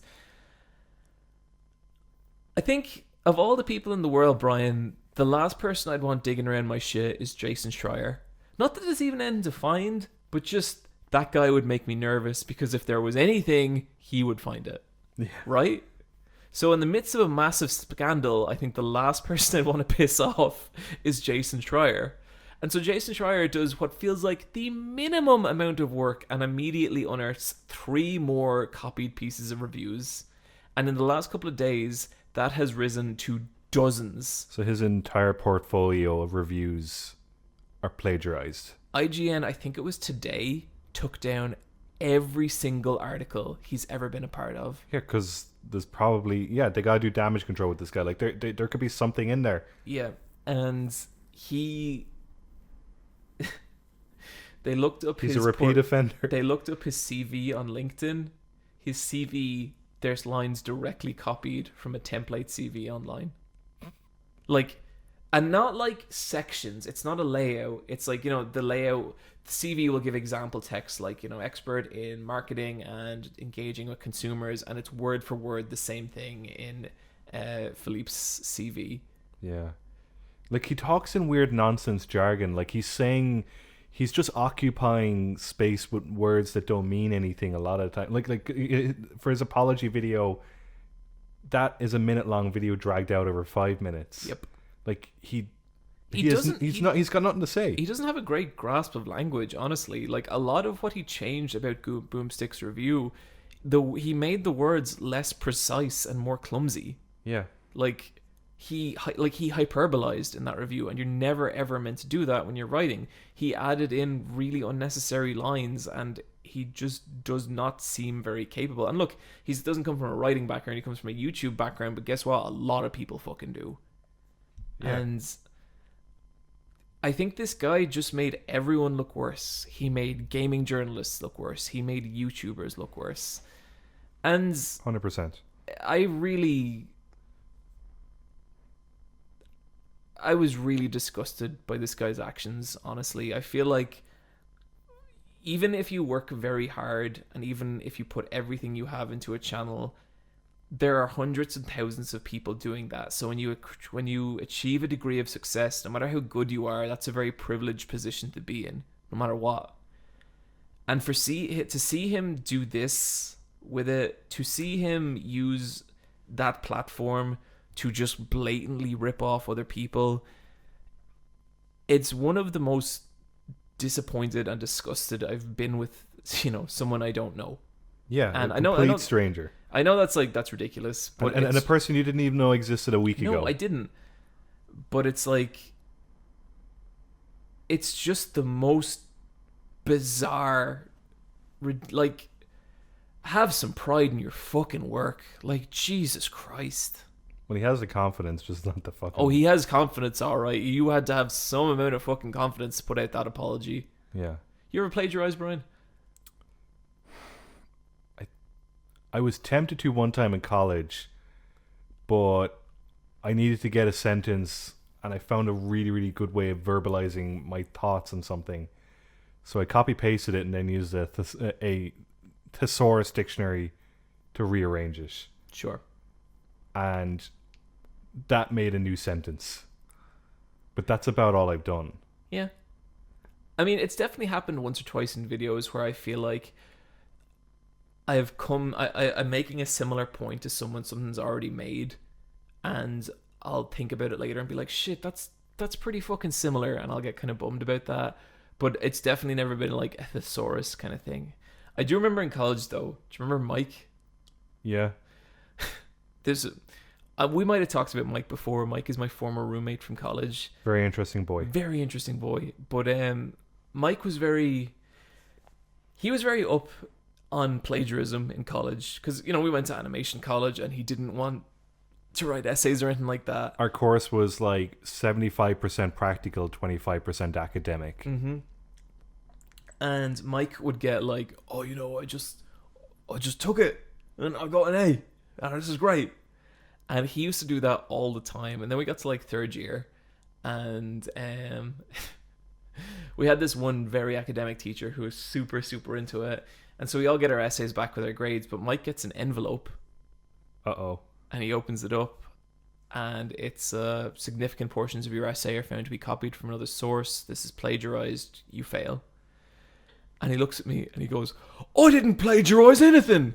And I just go, yes, you did, Mike. And he's like, well, no, I did, yeah. But So I guess once you do it once, that thrill is there, and you just keep. You think there's like a thrill of getting away with it? Oh yeah, this guy. I has guess been doing it for so long. You would feel smarter than everybody else. Yeah, they're like, I have a little secret. Man. It has to be that weird fucking thrill. Yeah. Because when you do something bold or something you're not supposed to do, and I love doing shit I'm not supposed to. Yeah, and you get that rush, yeah. And so like he kept doing it. Like I could see, like it doesn't excuse his actions, but I could see some explanation for it. And obviously it was because he wanted to be really successful. He just didn't want to do the work. Yeah, it's so gross when there's so many other people that would just do anything to. I can't wait to see who is the new Nintendo person at IGN. Super fucking deserving, I hope. Yeah. And just for the record as well, I think IGN handled this really well. Yeah, they did, 100%. And also, I guess like they. I think like they made the right call, and like people saying that they should have proof checked this, you can't. They obviously trusted this guy because who would do this? Yeah, and that's what you do when you hire someone. You trust them. Like that is the way to run a company. But also, there is no lengths they could have gotten. Like this Dead Cells review from Boomstick Gaming that had less than 2,000 views. You can't do a text search for that. There's nothing you can do. There's absolutely no way they could have. Yeah, because it's that. audio. Yeah. But and also, I guess just to say, I'm very kind of disappointed and disgusted with the actions of this Philippe guy. Don't send him any more hate. I'm sure he's out with the human limitation of hate. The best thing you can do in this situation is forget this guy exists. Yep. I'm hoping that like this is the end of it, and we never hear about him again. Yeah. Because that's what needs to happen to this guy's career. Like he just needs to. Oh, he's done. I can't imagine a world where this guy has like. Maybe he could have like a human disaster style channel. Yeah. But yeah. Yeah, I want to forget this guy exists. Me too. And maybe in a couple of years' time, there'll be a YouTube video about like top 5 like dumbest things that ever happened, and he's like number 2, and you're like, oh yeah, that guy, fucking idiot. But anyway, it's gonna be something special if that is not shit show of the year. Yeah. Bryan, what say we move into some emails?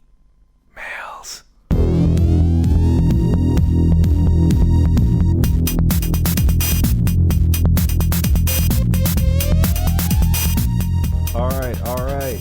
Okay, Bryan, what do we got? Okay. John, this is from Logan, and I'm going to read out your question.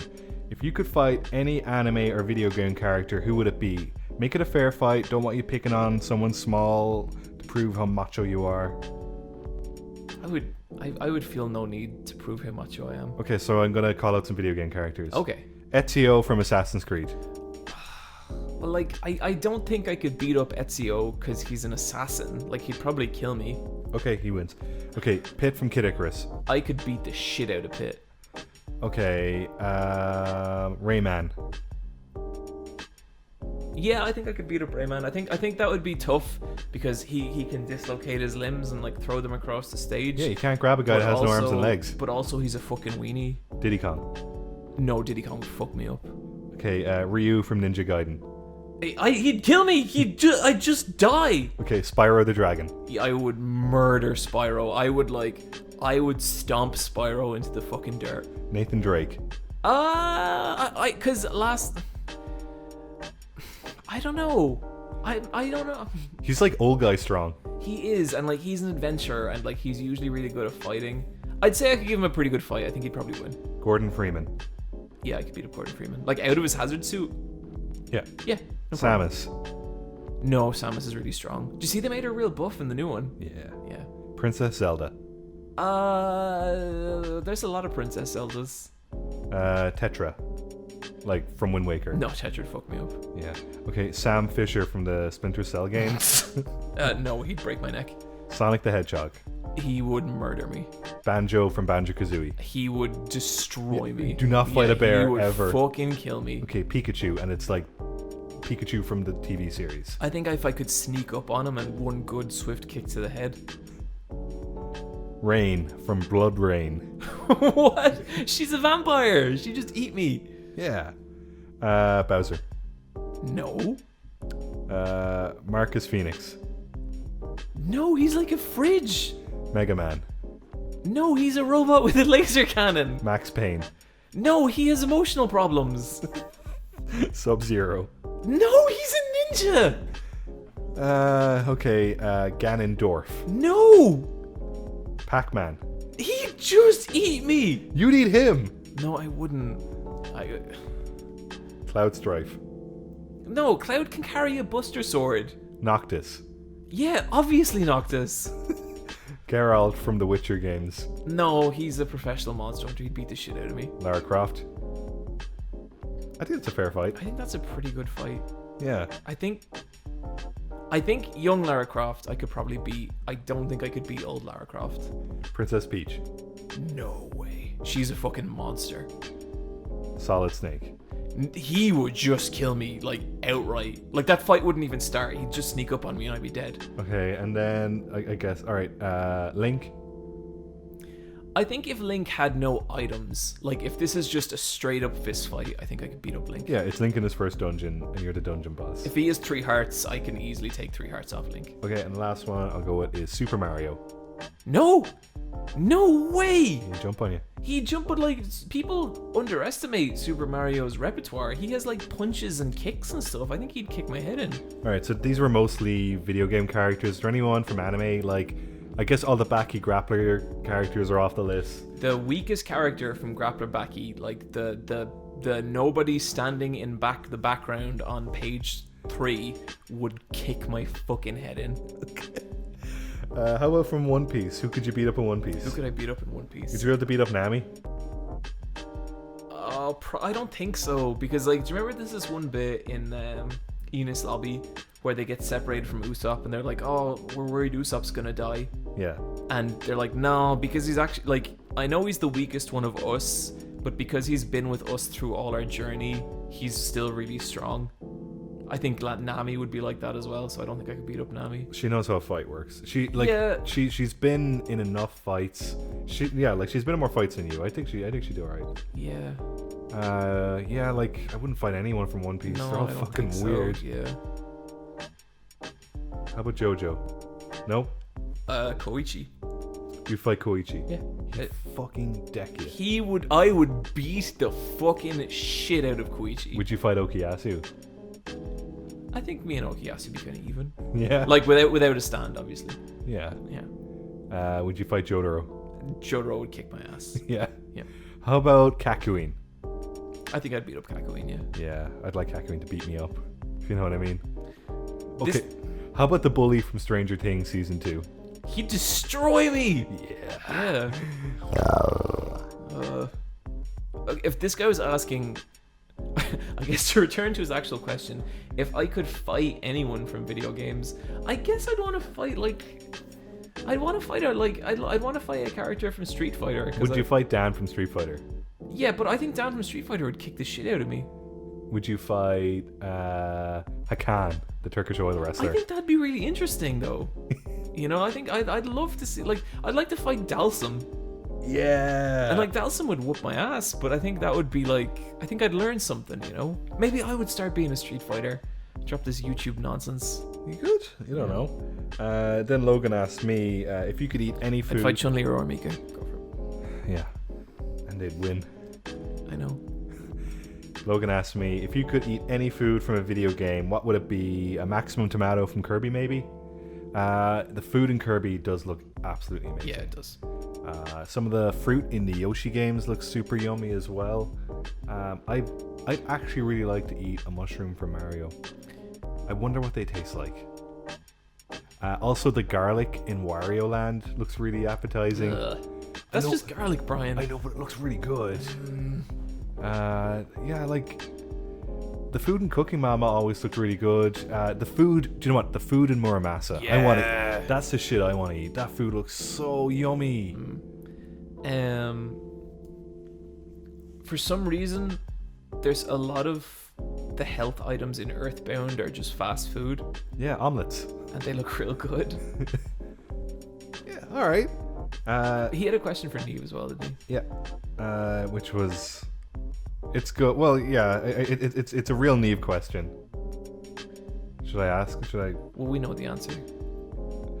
Who would your ideal video game family consist of? It could be 2 moms, 2 dads, 2 whatevers, and some kids. Shit, what was it you said? She wanted female shepherd. Kratos is the dad? Yeah, and I think the kids were like her and Chloe from Life is Strange. That's a strong family. But they were all the same age, or her and Chloe were the same age, and Chloe was always copying her, and they were fighting. I think if they met, they would hate each other. Yeah, they'd be very territorial. Yeah. So that's Niamh's answer. It is what you thought it would be. Thank you, Logan. Thank you, Logan. Then this next one is from Abby, and it's, what's your favorite wrestler of all time? Oh, well, Bryan, who's your favorite wrestler of all time? The new mayor of Knoxville, Kane. Oh my god. I love the Big Red Machine. I love Kane so much. Kane is pretty cool. No, do you know what? Mankind, Mick Foley.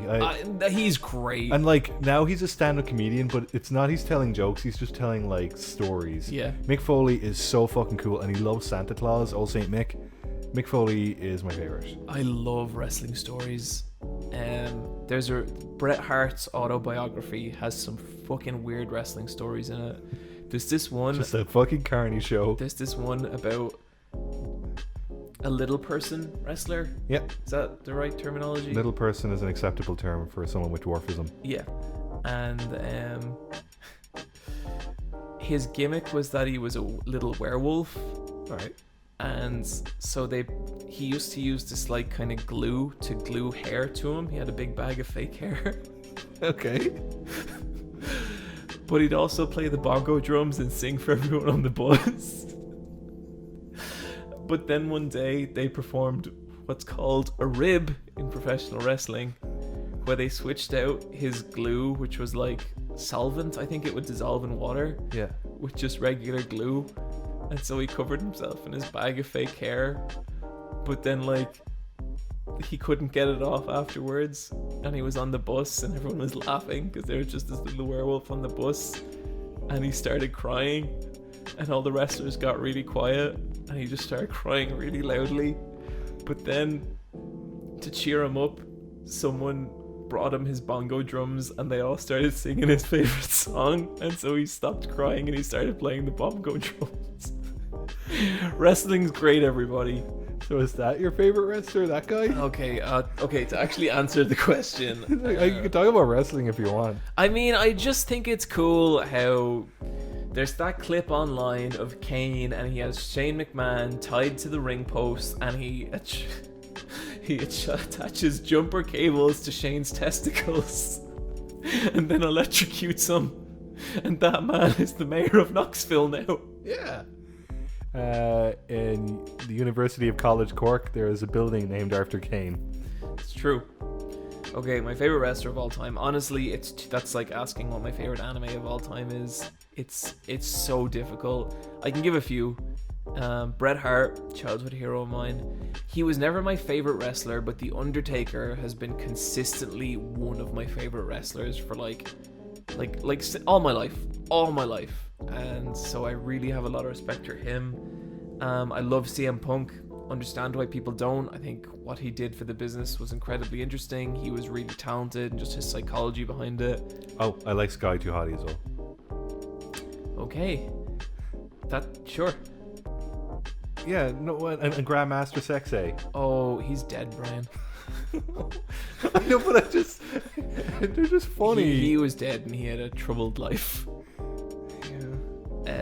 No, I just like the really silly ones that really hark back to like a goofy time. Right now, my favorite wrestler is Kota Ibushi. I think He's just an incredibly versatile wrestler. He can do really fucked up matches. He can do really funny matches. He can do really heartfelt matches. His match against Ishii during the G1 is one of the most like heart-stopping things I've ever seen. Like, I was actually worried about them. His match with Kenny was fucking fantastic. I really wish he had taken the G1 over Tanahashi, but oh well. Like, I get why he didn't, but yeah. I'm gonna try and think, is there any other? Love Nakamura. Nakamura's brilliant. Like Okada quite a bit. Love Naito. Love. How about female wrestlers? Female wrestlers. Asuka? Asuka. God, how could I have forgotten Asuka? Asuka would legitimately be up there as one of my favorites of all time. I think she's damn near perfect, and I think I only didn't mention her because WWE have been kind of squandering her a lot lately, and that's so disappointing. But then in terms of other female wrestlers, I love Charlotte. Charlotte's fucking fantastic. She's Ric Flair's daughter. And she's really, really good. I also really like just regular Ric Flair. Woo! I've never been as big a Ric Flair fan as a lot of people, to the point that I've never actually understood why people like him so much. When I was a kid, I used to go to older, or like, I'd go to other people's houses and they'd have older brothers and they'd have wrestling toys. And they'd always have like a Ric Flair toy. And they'd always be going, woo, woo. If anyone's a big Ric Flair fan, I'd love to hear from you as to why you think he's so great. And I'd also, if you want to link me to any matches, I'd be real curious to watch them. Because it's not like I have anything against the guy. It's just he's always been one of those wrestlers where he's so well respected, and I've never seen a match that made me understand why. My favorite Ric Flair match is his final match against Shawn Michaels, but you know, that was long past his prime. And I want to know what people love about prime Ric Flair. Cool. What else we got? This is from Turbosonic. It is this is mainly for you, John. I'd love some manga recommendations from all of you, but maybe John, especially if it involves punching the souls out of each other. Jesus Christ, dude. Grappler Baki. Like, I know I talked about Grappler Baki a lot the last episode. There is so much I did not talk about Grappler Baki. Didn't mention about how Hillary Clinton shows up. I didn't mention that one panel where Hulk Hogan's in it and some one of the fighters just walks up to him and he goes, "Hey, fuck you, buddy." And like, it's just, Grappler Baki is just about punching and violence, and it's so much fun. And I might be talking about this sometime in the future, but you know the cool thing about Grappler Baki? It's not even about... Do you know I had that bit in the Dragon Ball video where I was like, Dragon Ball isn't a story about fighting, it's a story about people who really love to fight. Grappler Baki is just about fighting. People aren't even pissed off when they lose because everyone just... It's just about fighting. They had a good time in the ring. That's all that counts. There's also another one that I'm blanking on at the moment. I think it's called something like Kenzen Ashura. And that is a manga by what feels like a big Grappler Baki fan. And I think that's coming out with an anime soon. Could not recommend Golden Kamui enough. Yeah. If you want something a little more... Yeah, because like that gets real fucking grisly. The fights in that are great. Yeah, there's a great bit where like Sugimoto is tied up in a chair and there's like this like single page of just him backflipping in the chair, and it's just so fucking intense. Like backflipping into a motherfucker. And biting him. It's so good. If you want something a little more emotional, I always recommend Akuno Hana, Flowers of Evil. That is absolutely fantastic manga. That is soul crushing. Yeah. Onani Master Kurosawa is my favorite, like, get fucked up manga. How much do we want to go into that? I'm not saying anything more. Okay, well... It's fucked up, and you'll read the first 2 pages and you'll know if it's not for you or not. It is an emotional roller coaster, and I say that without a hint of irony. That I think is a really genuinely touching story. Really fucked up, really fucked up, but actually has a lot of surprising amount of heart to it. And if you read that, you'll...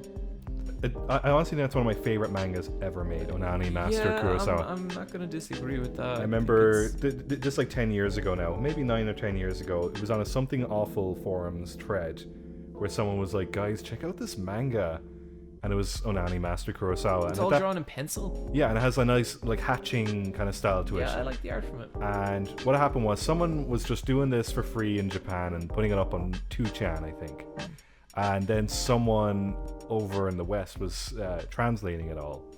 and nobody was making any money off this, and people were like, this is really fucking dumb, but also the story is super captivating, and now I want to know what Characters are really good. Yeah, And there's actual like redemption and shit in it. yeah, there's really interesting twists and turns, and like One of the biggest oh fuck moments I've Yeah. ever experienced. like you don't think it's going to happen, and it changes everything. Yeah. And you really sympathize with the characters that you don't think you'd sympathize with. I think And it's a really good manga about bullying. yeah, it is totally. But then towards the end, like it got into the final 5 chapters, and everyone who'd been reading it along on that thread like had really been through some shit, and we all decided to chip in on PayPal and buy the Scan Later Steam voucher. That's really nice. I think that's what we did. You told me a stereo before. No, the stereo is for Star Wars Kid.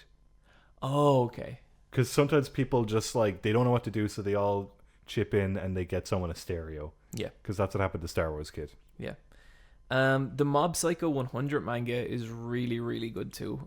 It's kind of the thing where I feel like one progressed enough of as an artist where like he has that he still has that really kind of unpolished, like very amateurish art style, but it's he's done the first drawing and he's like, that's enough. Yeah, that's fine. but in Mob Psycho it's actually kind of working for him in a really cool way, and I thought I really enjoyed what I read of that manga. And other good manga. A lot of people love Pun Pun. Yeah, Good Night Pun Pun. I Yeah, love that. I have never gotten into it, but I always trying to. Like I'm worried. I think it might just not be for me. But I know a lot of people love it. The manga of Full Metal Alchemist is great. That has some fucking gut punches. Yeah, she can draw like a motherfucker. Yeah. So yeah, those are my recommendations as well as anything I talk about on the channel. So yeah, enjoy. And then this last one is from Aubrey, and I'm just going to get to the question here. My real question is, do you hate popular anime manga that much, or do you think your opinion is not needed, or do you hate us fans that would like to hear all you guys talk about some stuff that we like too? This was a rather strange email. This is a strange email, but I guess the question is, there's a popular anime or manga that's out, and people would look to someone expected to like it, but the response is neutral, not interested, or like, I actually don't really like it. And the fans are kind of disappointed. Yeah. And I guess there's a couple of examples, especially for you, John. Yeah, I mean, I guess so. Like, it's a weird one because, like... And, like, we're not trying to be snooty or snobby about it. It's just, like, it just didn't catch our attention. Because, like, I do like the popular things sometimes. Sometimes I don't. Well, like, two of our favorite mangas are, like, One Piece and Dragon Ball Z. Yeah, like, I love Game of Thrones. That's about as fucking mainstream as you get. Yeah, and, like, there's so many mainstream animes that I really love. It's kind of... It's a little odd to me, I guess, that someone would think that I'd like. I know he's being like a little over dramatic with his language, but it's very strange to me to someone think that I would hate them for their choice in anime or media in general. The only time we would be kind of like, I guess, like negative about you liking something is if that thing was like offensively, like inappropriately, like politically incorrect. Yeah, for sure. If it was something where like hateful views were at the core of what it is. Yeah, if it was what's the name of that Ku Klux Klan movie with Rise of the Valkyries? Birth of a Nation. Birth of a Nation. If someone was like, I think Birth of the Nation is actually really cool, I'd be like, no, all that film is historically relevant. that's a bad film. But like other than that, like I mean, the truth is, we don't have time to watch everything. I mean, me and Bryan both have full-time jobs that are like, they're pretty demanding, and then we run this podcast on top of that as well, and like our time is limited. Time is the most valuable commodity out there. And so when I watch something like Boruto, and I watch 2 episodes of it and it doesn't immediately grab me, I'm not going to watch anymore. But also, I am 100% open to people making the case of like, oh man, you should totally watch this. And you might give it a second chance Yeah, if they put up a good argument. Me and Boruto aren't done. Me and no show are done. Like, there's never a point where I get to like, because I've dropped shows before and gone back to them years later and enjoyed them, and a lot of the time it's not even making a decision. It's like I sit down in the evening and I'm like, okay, not what should I watch? What do I feel like watching right now? Like, what's going to make me happy? And that's how I'll make the decision. And if the answer to that isn't Boruto or isn't My Hero Academia, then I'm not going to watch them. But that doesn't mean I have, like, I've talked about my kind of views on My Hero Academia before. I think it's fine. I think it's grand. I think it borrows very liberally from what's already been done, and that's not overly exciting to me as someone who's watched way too much shonen stuff. Yeah, like if you watch something like Last Airbender, there's so many similarities in My Hero Academia, and yeah, and it's like, like, and you're just kind of like, it's not plagiarism or anything like that, but it's just No. like you see where it's gonna go, and like, and it's not exciting. it's the same with that and Dragon Ball Z and Yu Yu Hakusho and so much stuff. I feel like a show like Hero Academia does borrow an incredible amount from that. And if you haven't watched those shows, that's not going to be obvious to you, so it's not going to bother you. I don't think that my opinion on Hero Academia is any more relevant or is any more importance than anyone else's. Like, if someone's never watched anime, I think their opinion is just as relevant as mine. I don't think my experience in it makes my opinion any more worthwhile. Like, I really genuinely don't. And like, honestly, a lot of the times when I meet someone who's like really into a show I'm really interested for them to explain it to me. I'm like, oh, really? Like, what's going on there? Like the Ric Flair bit earlier. That really wasn't like a.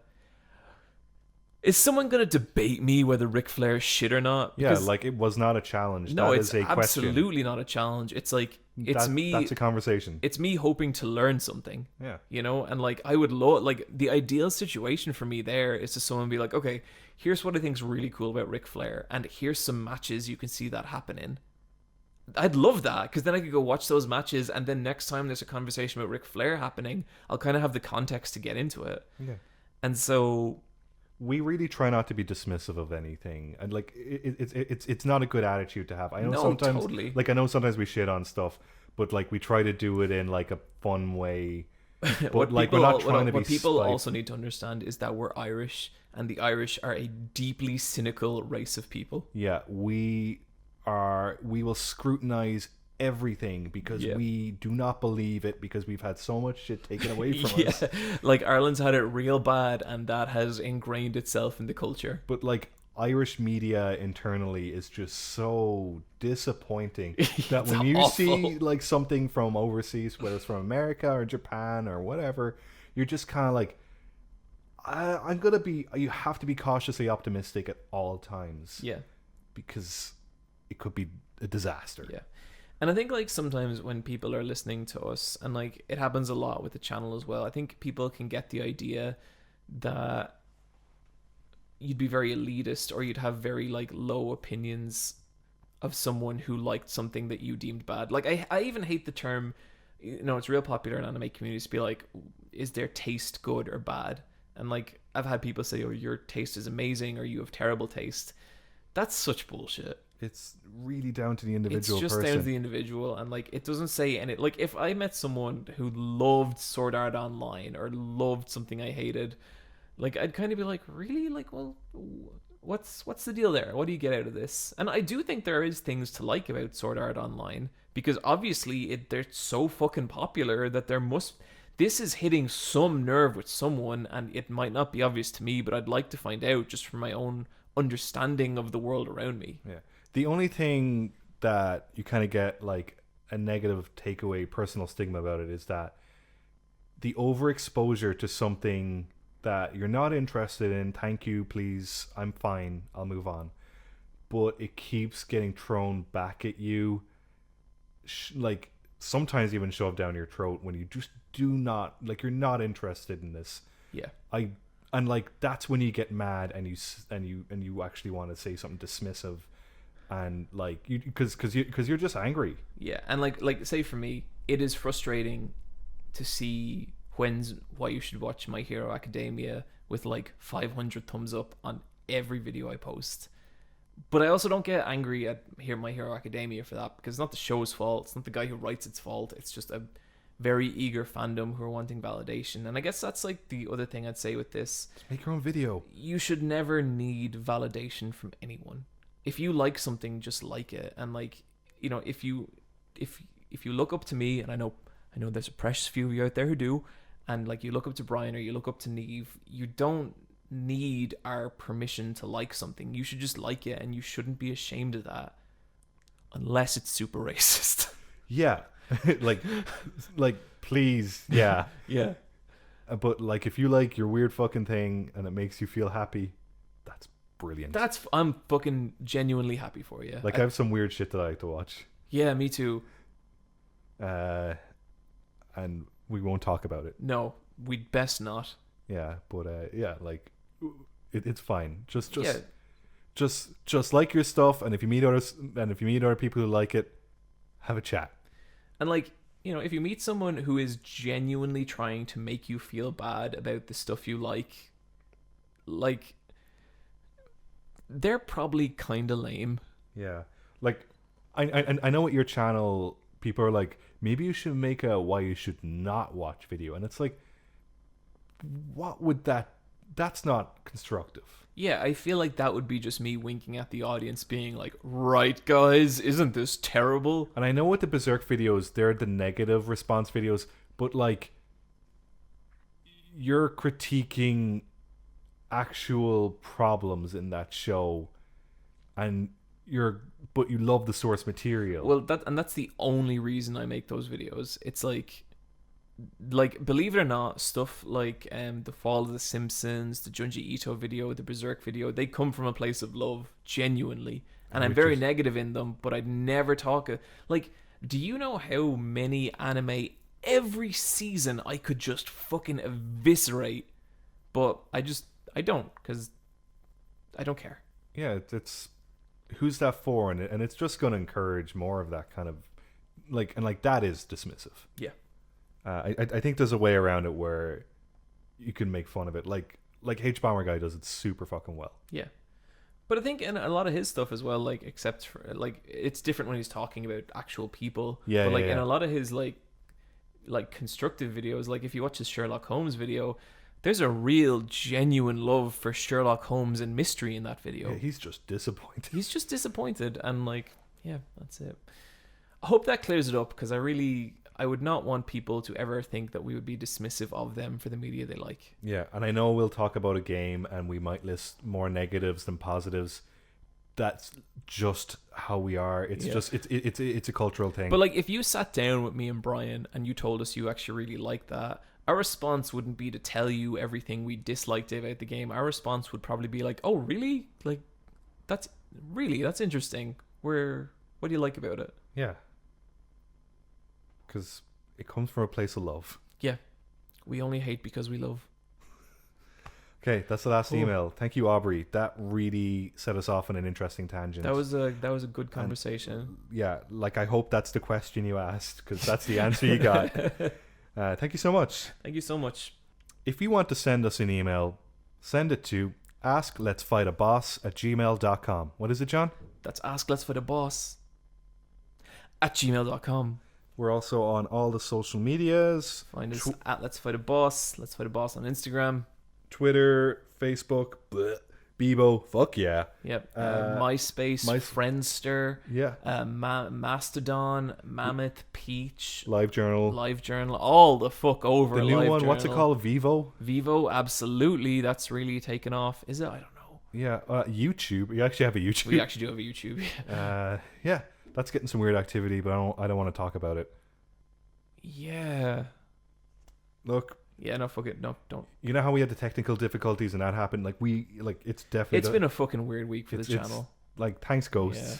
Thanks, Yokai. People have been asking us about that stuff. I don't know. We will update you if we learn anything. Yeah. Let's say we move into some loot drop. Okay, so I watched a 2-part video series that really messed me up, and it messed me up something bad. And I'm gonna loot drop it, but it's some weird shit, and it's really good. It's about fake friends, and it's about parasocial relationships, which is like, say there's a famous person, and you know, someone might really love that famous person, and they might be all consumed by them, and they like, this is their lives, like loving this person, but the famous person doesn't know they exist. And it was Shannon Strucci is the person behind these videos. Yeah, really, really talented, incredibly well researched, very, very thorough. Part 1's like 15 minutes, part 2 is like 2 hours. It's worth it. You should really watch it. I think this is covering a phenomenon that's become really, really relevant with the rise of social media and social media celebrities. And honestly, I found parts of this really hard to watch. Like, really, because it's so close to home. It's quite close to home in a lot of ways, and there were sections in it that, like, honestly, like, nearly had me in tears. It's rough, but I really think everyone should watch this. Yeah, so. This is a video a lot of us here in Dublin in our friend circle who have watched it this week, and they're fucking brilliant. It's really, really caught our attention, and we're still digesting them, but like, wow. Yeah, I watched this yesterday, and I haven't like gone on social media stuff since, because it's just too fucking weird. Yeah. Shout out to Steph for sending it to us. Yeah, thanks, Steph. You're probably listening now, and you're like, I'm really sorry, but like, no, I needed to see this. Yeah, and you need to see this. You need to see this, which is why it's in our loot drop section. Brian, what do you got? I got 2 links. So my first one is a Game Explained series called Under the Superscope, I think it's the name of it, where they pick a game that's like super famous, like Metroid Prime or Yoshi's Island, and they'll do a 20-minute video about what made that game special, what games were like before it, what games were like after it, and what did this game do to gaming, like what features and changes, and the time it would have come out, and what it was up against. It's a really interesting series. So, for example, the Yoshi's Island one, that game was released 9 months before Mario 64, and it was at the end of the Super Nintendo life cycle. And Nintendo internally were just like, guess we can do whatever the fuck we want. And so, yeah, they made Yoshi's Island. And then my other link is a PC Gamer article about the aftermath of releasing your indie dream game. And they interview a couple of people. That must be the weirdest feeling. Like, imagine the emptiness you would feel after having something be your whole life for like 4 years, and then it's just gone. Yeah. And so, like, the way they kind of talk about it is that, like, especially in the last few months, they'll have a release date announced, and that last month where they're doing so much crunch, so much overtime, and their entire life is just occupied by this game. And then, like, the day after release day, it belongs to everyone all of a sudden. So, like, the Creative Stardew Valley is an interesting one, because that became such a fan modded game, and like, the person who created that just did the foundations at this point, because it's really become its own thing. So yeah, it's just a really interesting article. And with that, we're going to move into a brand new section, our Patreon Level Up. Okay, so this is going to be a super quick section that we're going to be putting at the end of podcasts, and all it is we're just going to read out a few messages from our patrons. If you are a patron, head to the Discord and check the announcement tabs. All the info will be there. And you can find us on Patreon on patreon.com/LFAB. So first off, I'm going to read a little one from Trusty Dusty, which says, "Hey cute, sad and gay, love the podcast. Hopefully Josh can avoid the topic of bore from here on in." I wouldn't count on that, Trusty. No. Okay, this next one is from Piotr. We all hope that Josh can pass his next Turing test. Oh man, people in secondary school used to make fun of me that I was a robot. Man, that hurts, Porter. Why you gotta do me like that? And finally, from special episode today. I love that name. That's a pretty good one. I hope you all studied for the standardized Shrek test. I have. I study every month. You know, there was actually legitimately on my art leaving cert, which is the final exam you do in in high school in Ireland, there was a question on Shrek. It's a work of art. It's a work of art. Do you remember, like, in animation college, sometimes you'd occasionally talk to, like, an older man. So, like, let's say you're getting a haircut or something. And they'd be like, so, you're in college? And you'd be like, yeah, I'm studying animation. And they all, like, without a beat, they just go, like Shrek. And you're like, yeah, like Shrek.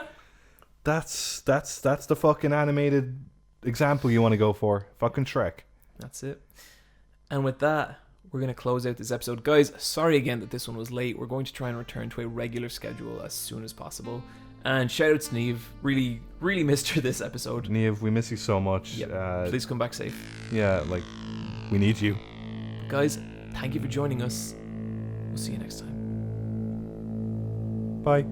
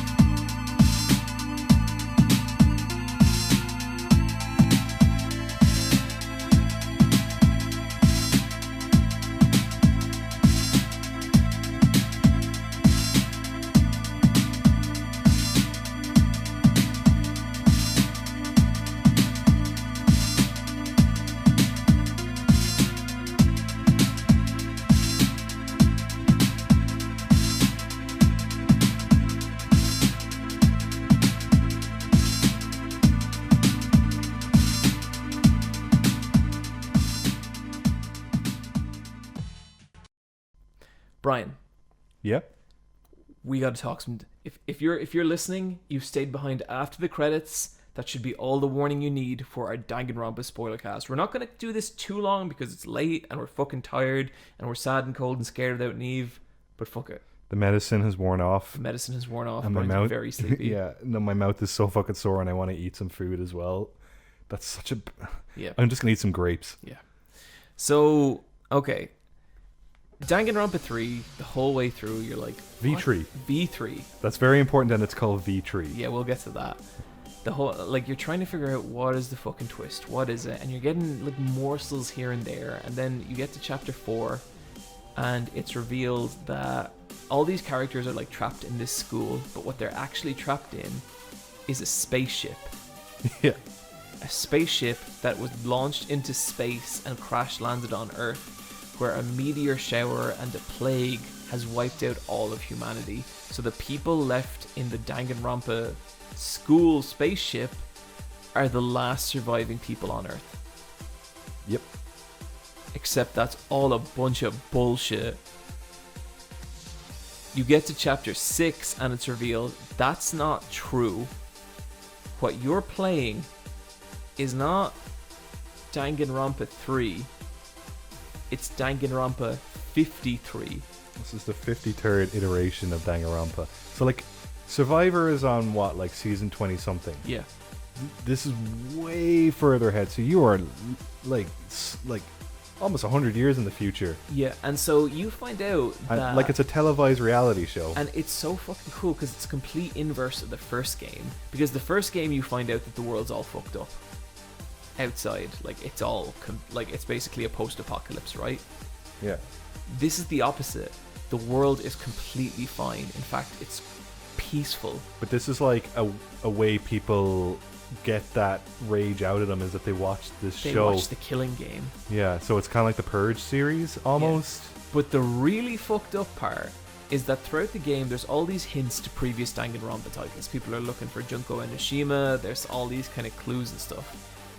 In the universe of Danganronpa V3, the first 2 games were fictional games released by Team Danganronpa. And then after that, they got anime series and they got all this other stuff, and eventually they just became reality shows. Which is really interesting because, like, if you make enough of a TV show, you have to come up with something new every single time, so eventually it turned into an actual murder game. But then it gets even fucking crazier because all the participants, they're all ultimates. They all have ultimate talents. Except they're not really, they're just normal people who have been brainwashed to think they're ultimates. And they're all huge fans of the Killing Game. So you have like the ultimate detective, who's the character you play as, who's trying to stop the Killing Game the entire time. But you see a video of him before he was brainwashed, and he was like, I'd like to play the ultimate detective, and I'm going to be the murderer this time, because there's never been an ultimate detective who's blackened. That's what they call the murderer in Danganronpa. And it's just this weird fucking thing, and they have this amazing segments where they go through like all the title cards for all the Danganronpa games in between Danganronpa 2 and Danganronpa 50. Well, they do like 10. Yeah, but they've done separate, separate logos. Yeah, it's got its own artwork with like a gimmick, and like it's kind of like the ending of 22 Jump Street, where it's all the sequels that were never made, and it's just exploring this like, and like, here's everything you need to know about all these alternate realities. You can do your own fucking fan fiction. We're so done with this series. Fuck you. Yeah. And it's like, it was just, when I was talking earlier about like blatant, like contextless spoilers, the title of this game is a spoiler. Danganronpa V3, Danganronpa 53. And that's what like, the game is. I thought the V was just like, they're just trying to be cool. Yeah, same. I never thought about it. Because you know how Japan likes to have like English alphabet letters in it sometimes. Yeah. And it's really interesting because it actually kind of, there's a section where it's like, okay, here's the audience watching at home, and like Danganronpa is an anime game, the audience is all like photos of real people, and it's so fucked up looking. Some end of Evangelion shit. It's some end of Evangelion shit right there. And then there's this really interesting sequence where it's like one of the characters becomes a surrogate for the audience. So he becomes a surrogate for basically the fans of Danganronpa. And he starts saying, oh, this is all too meta, I hate endings like this, I love Danganronpa, I love this so much, I love it when the characters die. But it's like, it's kind of like being like, it's really fucked up that you like this. It's really fucked up that you like watching fictional people die over and over. And it was like this moment where it's just like, what the fuck is wrong with you for playing this game? And they're not wrong. And it was this really amazing send-up to Danganronpa, and there can never be another one. I really hope there's not another one. Love to see Team Danganronpa do something else, but Yeah, it really put a ribbon on the whole fucking thing. it really did. And it's I said it to Bryan, it's the most fuck the fans thing I've ever seen, and it's beautiful. It's glorious. 100%. Yeah, that's all I got. That's all we got. Ladies and gentlemen, good night.